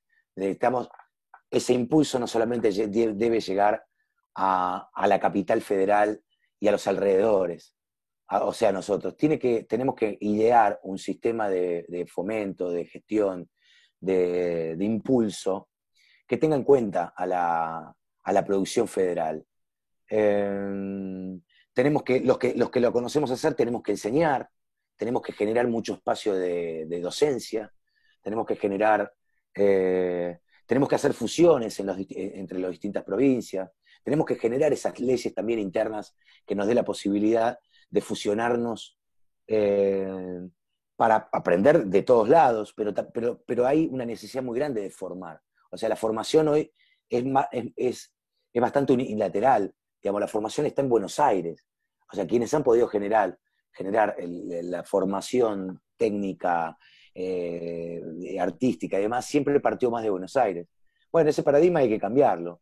Así que el acercamiento... Pablo, te agrego una cosa con respecto a la federalización. Digamos, el 85% de la producción audiovisual se concentra en Capital Federal. La provincia de Buenos Aires, por ejemplo, merece y debería tener una ley de cine, como decías bien vos, que lo tiene Córdoba, que lo tiene Santa Fe, porque si no, se concentra todo en Capital, digamos. Porque si no, para afuera pareciera que Buenos Aires es todo, y en realidad es de la General Paz para allá, y limitando con el río de la Plata. Sí. Entonces, creo que la provincia de Buenos Aires tiene que también incorporarse, porque no sé, Avellaneda tiene su escuela de cine, Lanús tiene la universidad también una carrera vinculada al cine, Lomas tiene su carrera de cine, Almirante Brown, y se genera una cantidad de profesionales que, al no generar y desarrollar una industria en la provincia de Buenos Aires específicamente, se hace difícil después también una inserción laboral. Por ahí es un tema, aprovechando que estás en la multisectorial, planteártelo como para que también lo puedan sumar. Creo que la provincia de Buenos Aires también debería, bueno, creo que Río Negro también tiene su ley de cine. Entonces, creo que es importante trabajar sobre esos temas. Y central, Julio. Es central. Si querés pasemos a la parte de leyes. Habíamos hablado de ustedes tenían la ley de fomento audiovisual, que de hecho la ley de servicios de comunicación audiovisual, que no te gustó, contempla que haya un financiamiento de los impuestos para el cine. Digamos, la ley regulaba la distribución de las señales y las propiedades de las emisoras. Entonces eso es también lo que se buscaba. Creo que en ese aspecto la ley funcionó y bueno, falló en su aplicación. Sí, había un aspecto de la ley de cine que es la precompra, que era la obligación de los distintos canales de producir una cantidad de cine nacional. Ustedes están trabajando ahora con la ley de fomento, se cumplió, ¿no? Y lo cumplió Telefe, que tuvo una política de producción cinematográfica, pero el resto no lo cumplió. Entonces digo, lo dije en su momento, la ley de contenido audiovisual fue una ley maravillosa para delinear el costado antimonopólico. En materia de producción audiovisual fue una tragedia. La construcción que tuvo, digamos, hubo muchas voces que participaron en la elaboración. De hecho, Gabriel Mariotto fue uno de los impulsores y fue decano acá también de la facultad. Sí, pero ves, yo cuando te digo, Julio, y tal vez tenga que ver con una cuestión de tiempo, nadie muere en la víspera, digo, nosotros llegamos ahora sintetizando de qué forma podemos abrir los ojos de quien no logra por ahí ver la especificidad de la cuestión. El compañero Mariotto es un compañero que ha impulsado maravillosamente bien la ley de medios. Ahora, yo no sé cuánto el compañero Mariotto podía saber específicamente de la producción de contenido, de ficción, ¿se entiende? Entonces, de llevar adelante una ley y de cerrar el texto y de votarla, bueno, y ahí hago mi mea culpa, porque yo te dije, ahí estábamos en Sagay, haciendo nacer a Sagay, pero la verdad tendríamos que haber estado nosotros ahí, claro. Estar discutiendo, en ese momento estábamos discutiendo otras cosas, y se nos pasó a nosotros. Nosotros tendríamos que haber construido la multisectorial en el año de la discusión de la ley de medios. Bueno, hay que discutir la ley de nuevo, hay que hacer una ley. Claro, por eso digo, ahora llegamos nosotros, años después, 5 años atrás, con el comienzo de la multisectorial, se creó 6, 7 años después. Entonces, la vez pasada lo hablábamos con Gabriela Cerruti, lo hablábamos también en una charla de Zoom. La necesidad de construir un observatorio, ¿no? La multisectorial está impulsando un observatorio de datos, y lo está impulsando con las universidades, así que ya le va a llegar la invitación. Buenísimo. Lo está impulsando con las distintas universidades. Estamos dando los primeros pasos. Es muy incipiente. Está buenísimo esa herramienta, sí, fundamental. Es muy incipiente. Pablo, déjame que te termino esto. Supimos que la falta de datos era lo central, y hablando con Gabriela Cerruticer, nos dice la posibilidad de inclusive meter a la bicameral, a las 2 cámaras, adentro del observatorio, porque la posibilidad de ustedes, nosotros, todos, mandar información a quien vota es vital. Es vital de darles herramientas y contenido y material para que sepan cómo, cuánto, en qué medida, porque lo que hay que construir es una herramienta sustentable. Lo que no podemos hacer es ir a construir una herramienta que se nos venga para atrás. Tiene que ser tan virtuosa que nadie de los que venga, de los futuros gobiernos que venga, le pase por la cabeza voltearla. Y eso es con un observatorio de por medio. Perdóname, Julio, te interrumpí. Sí. No, está muy bien, el observatorio está buenísimo, es una herramienta, además se puede actualizar y mantener la información fresca para tomar decisiones. Quería que nos cuentes un poco sobre la ley de fomento audiovisual, que tiene varios aspectos, ¿no? Esto es solamente para la televisión, es para las plataformas también. Bueno, nosotros venimos ya con hace mucho tiempo, y antes que nosotros también. El año 2012 se decretó el audiovisual como industria, digamos, la cáscara, digamos, de algún decreto de Cristina Fernández de Kirchner, que decretaba el audiovisual como industria. O sea, había que construir una ley, una reglamentación de la ley como para generar las distintas herramientas, pero la Argentina pasaba a ser como el hidrocarburo, qué sé yo, la industria pesquera, cualquier otro tipo de industria, ¿no? O sea, lograba tener ese mismo estatus. Durante esos años hubo una gestión muy importante de quien fue expresidenta del Inca, Linnea Masure, después fue diputada nacional, que construyó una ley, un cuerpo de ley, que logró consensuarlo bastante. De hecho, desde Sagay articulamos un poco para hacerlo conocer a todo el sector, para que vengan los productores también, para que lo conozcan, para salir a apoyarlo, ¿no? Porque era la primera vez que podíamos llegar, estaba decretado, el decreto estaba, faltaba la ley, vamos. Bueno, se avanzó, se logró consensuar bastante bien, llegamos al año 2015, en el año 2015, fue en el año 2015 la parte de la búsqueda de consenso y demás, iban tratando de escribirla, reescribirla. La verdad es que, sin ánimo de seguir expresando mi pensamiento, yo la impulsaba también, tenía la idea de que si el espacio político al que yo militaba la ganaba, la ley podía salir tenía enormes posibilidades. Y iba a salir, ¿por qué? Porque había sido decretada, una misma diputada del espacio la estaba llevando adelante, la iban a meter en los 2 recintos y le iban a votar. O habría que ver, habría que pelearlo, pero podía suceder. Bueno, la derrota del año 2015 claramente echó por tierra la posibilidad de esa ley. Y esa derrota creo que le dio ese nacimiento a lo que fue la herramienta multisectorial posterior, ¿no? Bueno, avanzamos y siempre pensamos un poco digamos, dentro de esa estructura. Esa ley, si bien nosotros redactamos un cuerpo de ley nuevo, durante esos 4 años, primeros 2 años de macrismo, nos dedicamos a hablar con los senadores, con diputados y demás, y a armar un cuerpo de ley. Y la presentamos en el Senado. Tomó estado parlamentario,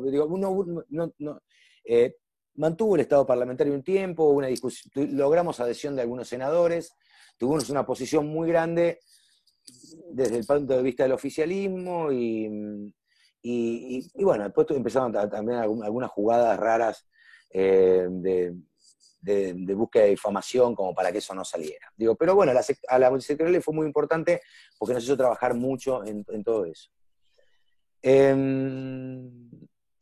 Ese anteproyecto de ley quedó allá, cajoneado. Cuando asume el gobierno actual y tenemos las primeras reuniones y vemos que los distintos representantes de los distintos ministerios, ¿no? Los representantes de los ministerios iban teniendo la misma idea de nosotros y nos empezaron a contar cuál era lo que tenían en la cabeza. Un poco abandonamos esa idea original de ese anteproyecto de ley. Y la cuestión es la siguiente. Hay una ley que se llama Ley de Economía del Conocimiento, no sé si algún día la han discutido, la han charlado, no han tenido la posibilidad, que es una ley que se promulgó, corregime Julio, yo no recuerdo bien las fechas, pero creo que en el año 2019, que fue un poco el reemplazo de la ley de software, digamos. Hay una industria en la Argentina a la que nosotros quisiéramos reflejar, ¿no? Que es la ley que es la industria del software. El software fue una actividad que fue fomentada, se generó una ley y que logró un crecimiento enorme de distintas empresas, que muchas han terminado, digamos, en la bolsa, ¿no? Digamos, sí, bueno, no recuerdo el término. Cotizando. Cotizando, sí, gracias, Julio. Entonces, se promulgó en el año 2019 una ley que se llamó la Ley de Economía del Conocimiento, que era para darle un poco cauce a la economía del software, que es una economía del conocimiento, porque son instrumentos, pero es mucha materia gris, mucha economía creativa, mucha economía naranja, llamémosla como quieran, no sé, mucha gente pensando, y otras economías también, se le daba la posibilidad de entrar a otra economía, y desde el Ministerio de Producción se veía con muy buenos ojos el meter al audiovisual dentro de esa estructura. ¿Por qué no lo vimos con malos ojos? Porque siempre es más fácil meterse una ley promulgada, reglamentar una ley promulgada, que ir a buscar una nueva ley. Esto lo digo por experiencia, siempre, si existe un marco contenedor adecuado, ojo, si no existe, sí, mejor andar a pelear por la ley, porque si no vas a entrar a un marco vacío que no te va a servir para nada. Pero vimos con muy buenos ojos la posibilidad de seguirlos a ellos, digamos, de aclararles y adelantarnos a todas nuestras dudas, pero sí de seguirlos en la posibilidad de una reglamentación de la Ley de Economía del Conocimiento. Ellos lo ven de muy buena manera, el Ministerio de Cultura también lo ve de muy buena manera, la Secretaría de Medios también cree que a través de la reglamentación de la Ley de Economía, ley que se va a discutir hoy, mañana, ahora. O sea, ellos tienen una necesidad para reactivar, sobre todo el sector de software, la posibilidad de promulgar la ley ahora. Por supuesto, para la reglamentación se tomarían un tiempo, que es lo que nosotros queremos hacer, o sea, poder, no digo atrasarla, pero no precipitarla para poder dar discusión de qué debería ser lo que no debe faltar en la reglamentación de esa ley, para que esa ley se sostenga en el tiempo y para que sea una ley virtuosa, que genere más trabajo, que genere más de todo, pero también que nos dé la posibilidad de estudiar cuáles fueron bien las experiencias alrededor. Bueno, lo vemos con muy buenos ojos. También recibimos, digamos, la declaración por parte de ellos de que si la Ley de Economía del Conocimiento es una ley que nos termina quedando incómoda, digo, incómoda en el sentido si no se puede lograr avanzar de una forma contundente, ellos estarían también dispuestos a discutir una nueva ley. A lo que voy es a lo siguiente. Sea Ley de Economía del Conocimiento, sea Ley de Fomento Audiovisual para la industria audiovisual y demás, no sé si sería lo mismo, pero digo, lo importante es generar una ley con distintas herramientas para fomentarlo. Si se llama Juan, se llama Pedro, o se llama... a mí particularmente me da lo mismo. Entonces, por ahí que está en esto se acostumbra a que nunca puedes ir en contra de la oleada, digamos. Bueno, al que va a la playa tampoco, digo. Al que ha querido combatir una ola en el espacio equivocado, en el momento equivocado, se ha pegado una raspada contra la arena. Digo, bueno, en esto no cambia mucho. Vemos la posibilidad y estamos, por eso también esto de la creación del observatorio, de acompañar a quienes quieren hacerlo, como para que lo hagan bien. Para que lo hagan bien y que lo hagan completo, y como digo, podamos arribar una herramienta sólida. Ayer tuvimos reunión multisectorial. Tenemos comunicaciones, yo también estoy charlando con el subsecretario de Medio, el secretario de Medio, por distintas cosas también inherentes a SAGAI. Me están hablando de que esto avanza y avanza de muy buena manera. Entonces yo creo que dentro de muy poco ustedes van a enterarse, van a asistir a esta discusión y bueno, los voy a invitar a que estén muy atentos porque lo que se pueda votar en todo eso va a ser el futuro de todos ustedes y de todas ustedes, y mío también, porque es la herramienta necesaria para poder avanzar, sin dudas, y bueno, claramente, de no lograrla, entraríamos en una espiral descendente que ya no nos recataría nadie. Pablo, buenísimo. Lo del observatorio está muy interesante también. Sí, está muy bueno. Ojalá que no, con esa reglamentación no pase como con la ley de propiedad intelectual, ¿no? Que pasó del 33 al 2008. Oh, Dios quiera que no, Julio. Pero no, pero ya nosotros estamos más afilados, ¿viste? Ya no vamos a dejar pasar 70 y pico de años. Te leo, Cristian Aguirre acá escribe que, bueno, que te felicita por dos cosas que ha visto de tu trabajo y que le parecieron excelentes. Una fue Resistiré, la tira era muy buena de verdad, y la otra es Crónica de una fuga. Dice que había leído el libro antes de ver la película. Eso me corre la pregunta. Sí. Y pregunta si en este tipo de películas los más chicos quizás, bueno, que sin este tipo de películas los más chicos quizás no entenderían lo que fue esa época nefasta para la Argentina. Y pregunta cómo te sentiste trabajando con Rodrigo. Supongo que debe ser. Yo tengo un recuerdo hermoso de esa película porque fue muy importante para mí.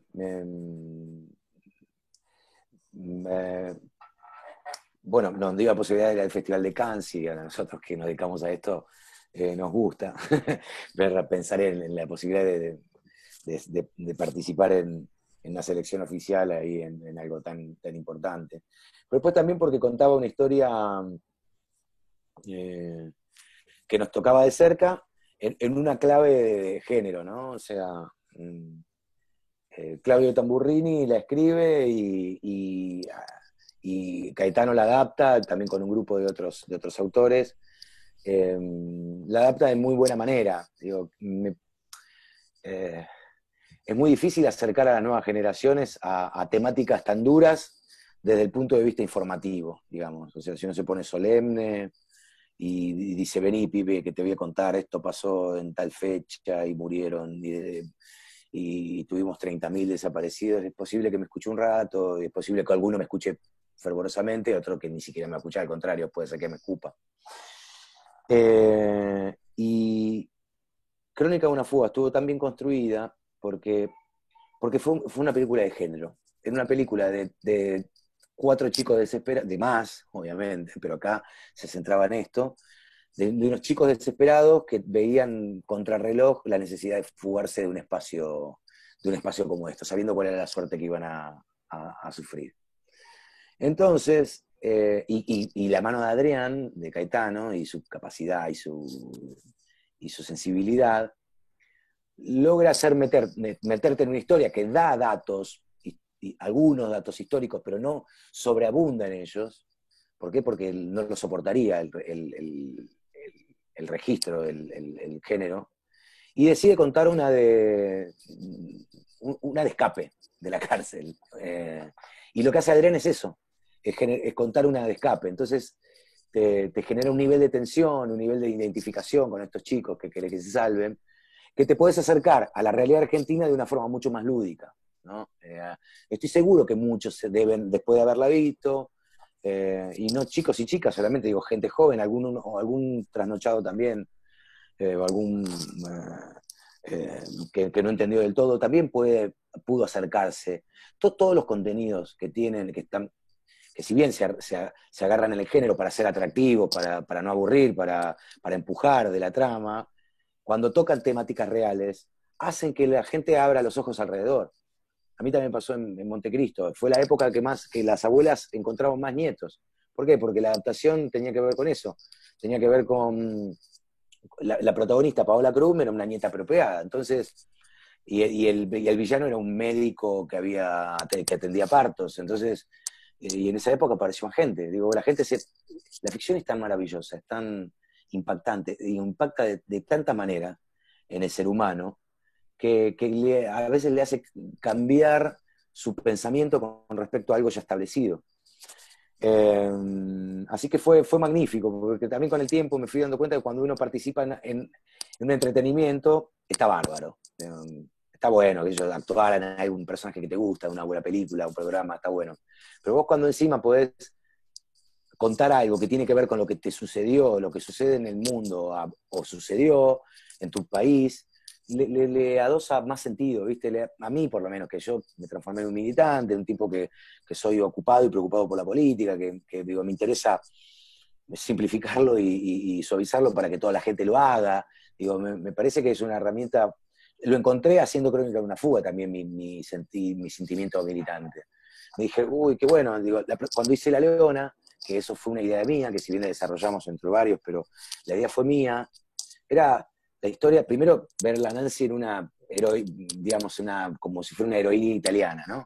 Digamos, de una Loren o, qué sé yo, una Magnani, alguna de esas. Pero después contar la historia de una lucha de clases entre un grupo, entre un empresario que se caga en la gente y que quiere echar de noche a la mañana a un grupo de trabajadores y le ponen la tapa, le toman la fábrica y arman una cooperativa. Entonces digo, para mí que tiene mucho sentido eso. No cayó muy bien en general, pero bueno, digo, cayó bien en ciertos sectores, en otros sectores, sobre todo porque se transmitió posteriormente se tendría que haber transmitido en el año 2015, se hizo en el año 2016, estábamos en pleno macrismo, pero a mí me parece que es vital a mí me parece que le agrega mucho sentido al trabajo de uno cuando el contenido tiene un arraigo con la realidad. Y después con Rodrigo me llevé muy bien. Rodrigo es un actor fantástico, a mí me gusta mucho, es de mis actores favoritos. Nos llevamos bien, no somos amigos en absoluto, pero congeniamos bien. Pudimos construir buenas escenas, hizo un trabajo extraordinario en esa película él. Y bueno, el resto también, digo, lo que me llama rescato de esa película es mi relación con Adrián Caetano. Y la producción de Oscar Kramer, que era un maravilloso productor, que ya falleció unos cuantos años y que era uno de los números uno, ¿no? Él y Hugo Sigman. Pero sí, fue excelente, qué sé yo, fue linda. Tengo una pregunta que la veníamos, que es de Roy Díaz, que dice cómo describe su experiencia con la película Papeles en el Viento, que está relacionada con el club del que es hincha, teniendo en cuenta su fanatismo por Independiente y por lo tanto, bueno, automáticamente la esencia futbolera que tiene el hincha del rojo.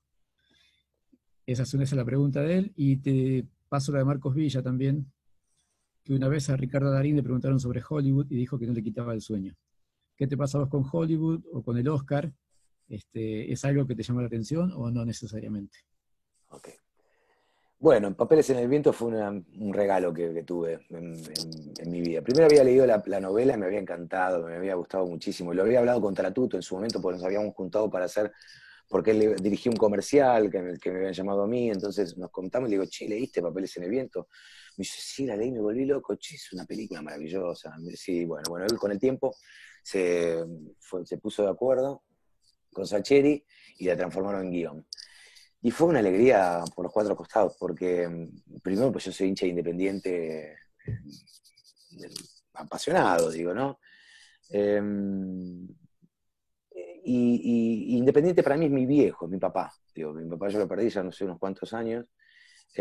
Para mí Independiente es sí, la pasión, el fútbol, qué sé yo, la alegría, pero es mi viejo. Entonces, recuerdo que más allá de la trama hablaba de un grupo de amigos que se querían deshacer de un jugador que había comprado uno de ellos, que estaba enfermo, seriamente enfermo. La posibilidad de grabar, de filmar en la cancha de Independiente, qué sé yo, ahí estar ahí abajo de la calle Ricardo Enrique Bocchini, que esté en plano, porque digo, lo que hacía era darle entidad a una historia que primero estaba atravesada por los valores y por el cariño y por la pasión y el amor entre 4 amigos. Y la verdad que lo que me pasó constantemente fue acordarme de mi papá. Y me emocioné en muchísimos momentos, porque recordé cuando, si bien esa cancha estaba bastante cambiada, recordé cuando mi viejo me llevaba a la cancha de chico, que íbamos con mi abuelo murió ya muchos años ya. Y después porque el resultado fue muy lindo también. Y es una película un poco triste, pero hermosa. Y me gustan esas películas. Digo, yo crecí en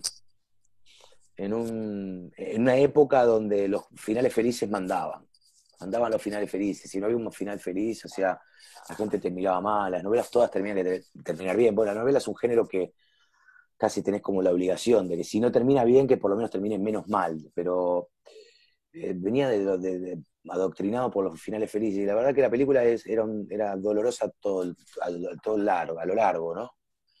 Y me acercó a una forma de ver cine. Digo, yo me banco mucho más ese tipo de contenido, ¿no? De decir, bueno, a ver, me gusta meterme en un viaje de dolor, porque sé que en algún momento con una sonrisa me va a partir al medio, ¿no? Entonces, fue una linda experiencia, una hermosa experiencia, Providencia del Viento. Y sobre todo porque a Rago, que de River se tuvo que poner la camiseta Independiente, Peretti también, y Torres me parece que de Boca, así que están, imagínense, yo de Independiente, vestido de Independiente, y lo vi a todos ellos disfrazados de Independiente. Y bueno, yo creo que fue inmortalizado. Fue mi placer más grande. Pablo, con la última pregunta, y con esto ya cerramos la charla. Y bueno, había otra, perdón, no me olvidé, sí. Pero no la recuerdo. ¿La otra cuál era, Julio? No, te leo la otra, que es ¿cómo ves el futuro de los y las trabajadoras de la cultura después de la pandemia? Ok.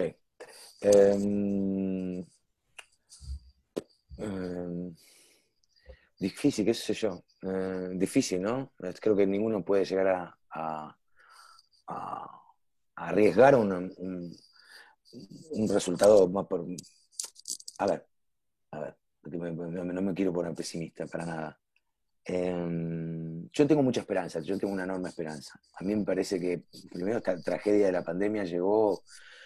A veces creo que las cosas suceden por algo, entonces digo, ¿llegó para qué llegó, no? Llegó seguramente para enseñarnos muchas cosas, para sacar lo mejor y lo peor de todos, eso sin duda. Pero me da la sensación, por los 4 años que vivimos y la realidad económica en la que quedamos, creo que la pandemia puso en evidencia carencias y falencias muy grandes del sistema argentino en general, económico e industrial, y la matriz, esto que hablaba antes de la matriz. Creo que Argentina tiene muchas carencias, muchas falencias, y creo que tiene enormes posibilidades, ya que estamos tocando más fondo, un fondo muy grande. Yo creo que realmente esta pandemia, y en nosotros, en lo mundial, pero en lo particular, en lo que nos respecta a nosotros, nos va a meter más abajo, porque veníamos de una decadencia grande económica y de todo tipo, no solamente económica, pero o sea que la pandemia lo que hizo fue recrudecer y romper más eso aún. Ahora, la verdad es que siento que hay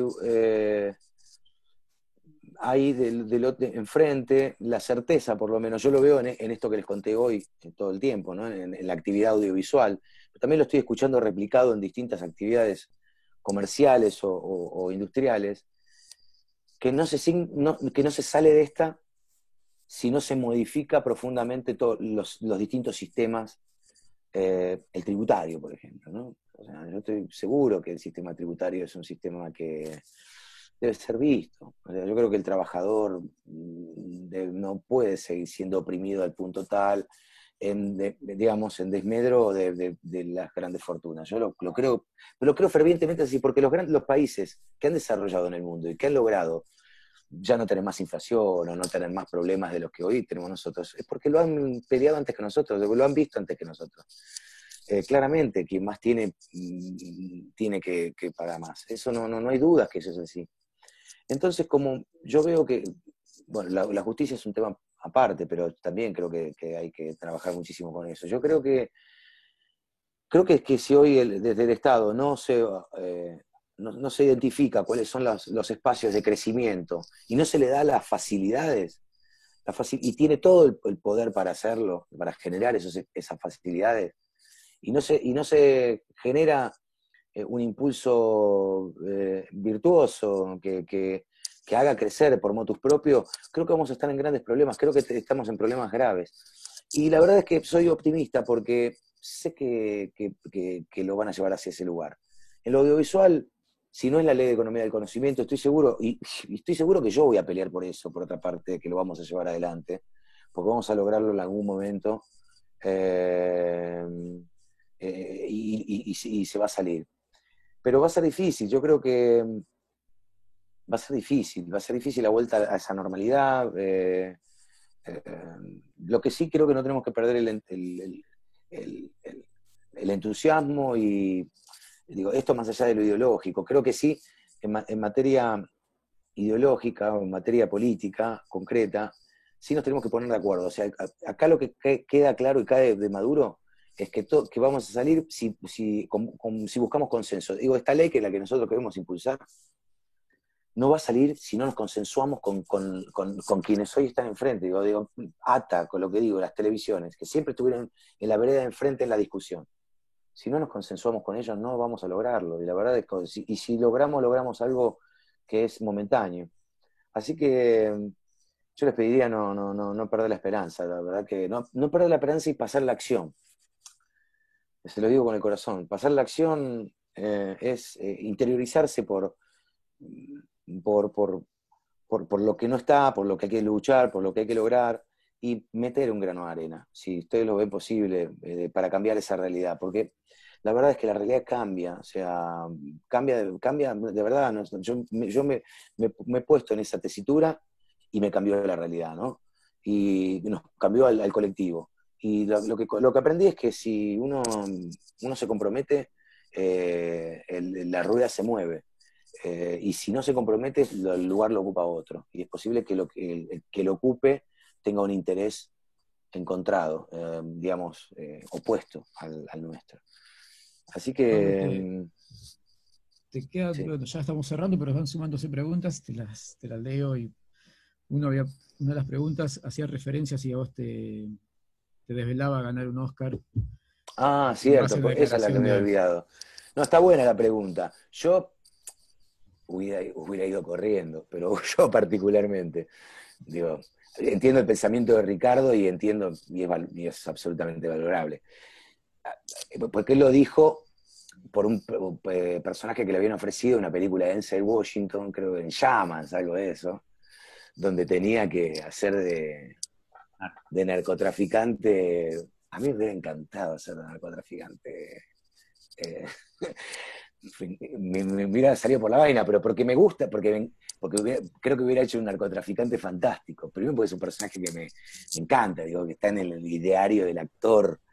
Lo estuvo cuando era joven, digo, el poder ser malo y ser sucio y ser matar de forma figurada a la gente con fogueos, esas cosas, a mí siempre me gustó. Yo creo que siempre sublimé cierto carácter, se podría decir, a cierto pensamiento, condición natural de violencia humana en mi condición de actor. Así que yo hubiera ido a hacer ese, creo que lo hizo, ¿quién lo hizo? El ex marido yo ya soy muy viejo, de Jennifer López. Sí. Bueno, no me acuerdo, pero digo, a mí me hubiera gustado, para mí hubiera sido divertido, pero entiendo cuál es la postura de Ricardo, creo que está bien, creo también Ricardo nos separa una cantidad de años que hacen que yo en ese momento hubiera ido corriendo para ver, ¿no? También ya había ido a una entrega de Oscar con la película anterior. Claro, que tuvo esa posibilidad. Pero yo respeto esas cosas, ¿eh? Yo creo que el lugar que uno no ocupa, lo ocupa otro, nada más. Ese es el tema. Entonces, pero si los principios son muy básicos y son defendibles, claro, uno siempre tiene que estar donde está cómodo. A eso no hay que escaparle. Digo, si a uno le genera incomodidad o le genera rechazo, no hay que estar donde uno no quiere estar, definitivamente. Pablo, te leo otra pregunta ya en lo personal, ¿cómo estás atravesando la pandemia y cómo lo ves socialmente? En lo personal soy un privilegiado, tengo una casa generosa en el sentido del tamaño, digo, tengo espacio, la verdad que es distinto pasar estos momentos con más espacio que con menos espacio. Ahora en este momento tengo un lugar para mí, ¿viste? Acá. Eso no hay con qué darle. Yo veo gente que hoy está trabajando en el living de su casa y con los chicos y demás, o sea, y con todo lo que eso implica. Hoy estaban hablando, tratando de regular y discutir el tema del teletrabajo, que es un tema que hay que discutirlo porque si no la gente se va a volver loca, claramente, ¿no? Aparte de trabajar 10 veces más de lo que trabaja. Así que en ese sentido, afortunado, en el sentido que no tengo cubierto mis necesidades más básicas, las tengo cubiertas también, porque la incertidumbre me ayuda a enfocarla con otras cosas, digo, ¿no? A no enfocarlo específicamente en lo diario, en la necesidad de ganar el dinero para poder comer, porque no tendría imposibilidad y me generaría una angustia inexplicable. O sea, ¿por qué? Porque tendría que salir o a hacer viandas o lo que sea, tendría que salir a hacerlo. La verdad que hoy yo, felizmente, gracias a Dios, no lo tengo que hacer. Eso me genera una realidad completamente diferente. Después veo que estamos oscilando anímicamente mucho, ¿no? Y en algunos casos es incomprensible, en otros es entendible, y en otros es reprochable, porque digo, la oscilación tiene que ver con una utilización política, ¿no? Del gaste, más allá de la importancia del cuidarse en la pandemia para que muera menos gente. Así que estoy harto, verdaderamente, si tengo que decir, los tengo llenos porque siento que es imposible, si bien me concentro en cosas puntuales para poder avanzar, que la incertidumbre de no saber el final, no.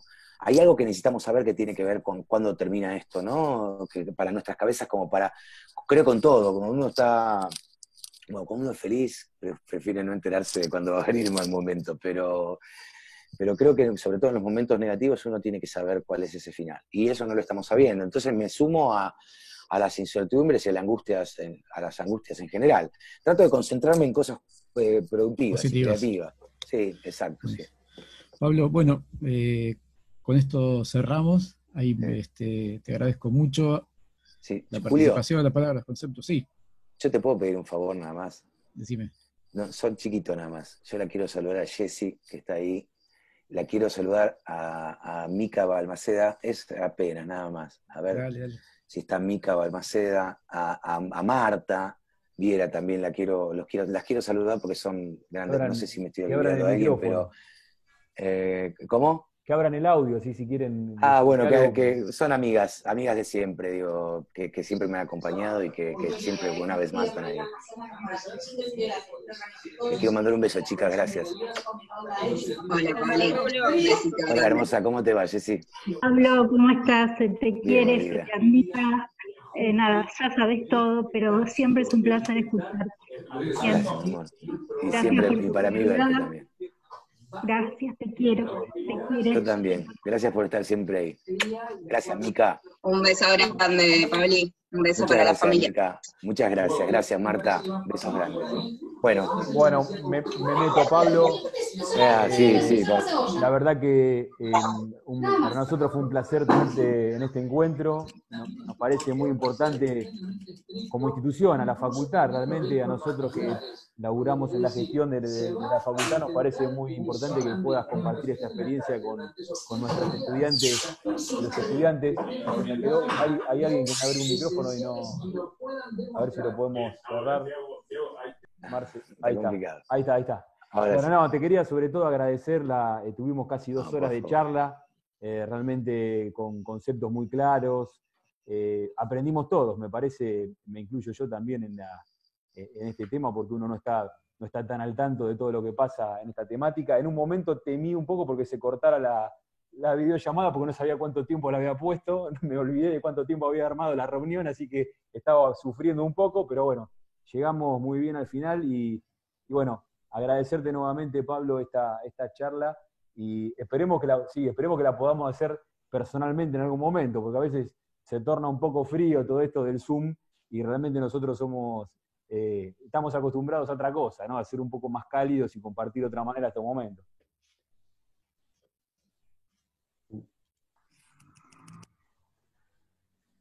Ahí se te cerró el audio, el micrófono. Hay que abrir el micrófono a Pablo. Ahí está. Bueno. Ahí, Marce. Ya había empezado con el speech. No, Pablo, agradecerte a vos por este espacio, agradecerte, Julio, fue muy, muy interesante el ida y vuelta. A vos, Gustavo, querido compañero, que seguimos caminando juntos a lo largo del camino y así seguiremos. La verdad fue muy, muy, muy lindo para mí. Es muy lindo verlos acá, verlas a todos con sus nombres silenciados, por supuesto, algunos mostrando fotos y eso, pero digo, interesadas por entender un poco más, por lo menos por que yo les pueda llegar a transmitir de mi lugar cómo se viven estas cosas. Y que la verdad que bueno, ojalá los pueda acompañar cuando todo esto termine, como para completarles, ¿no?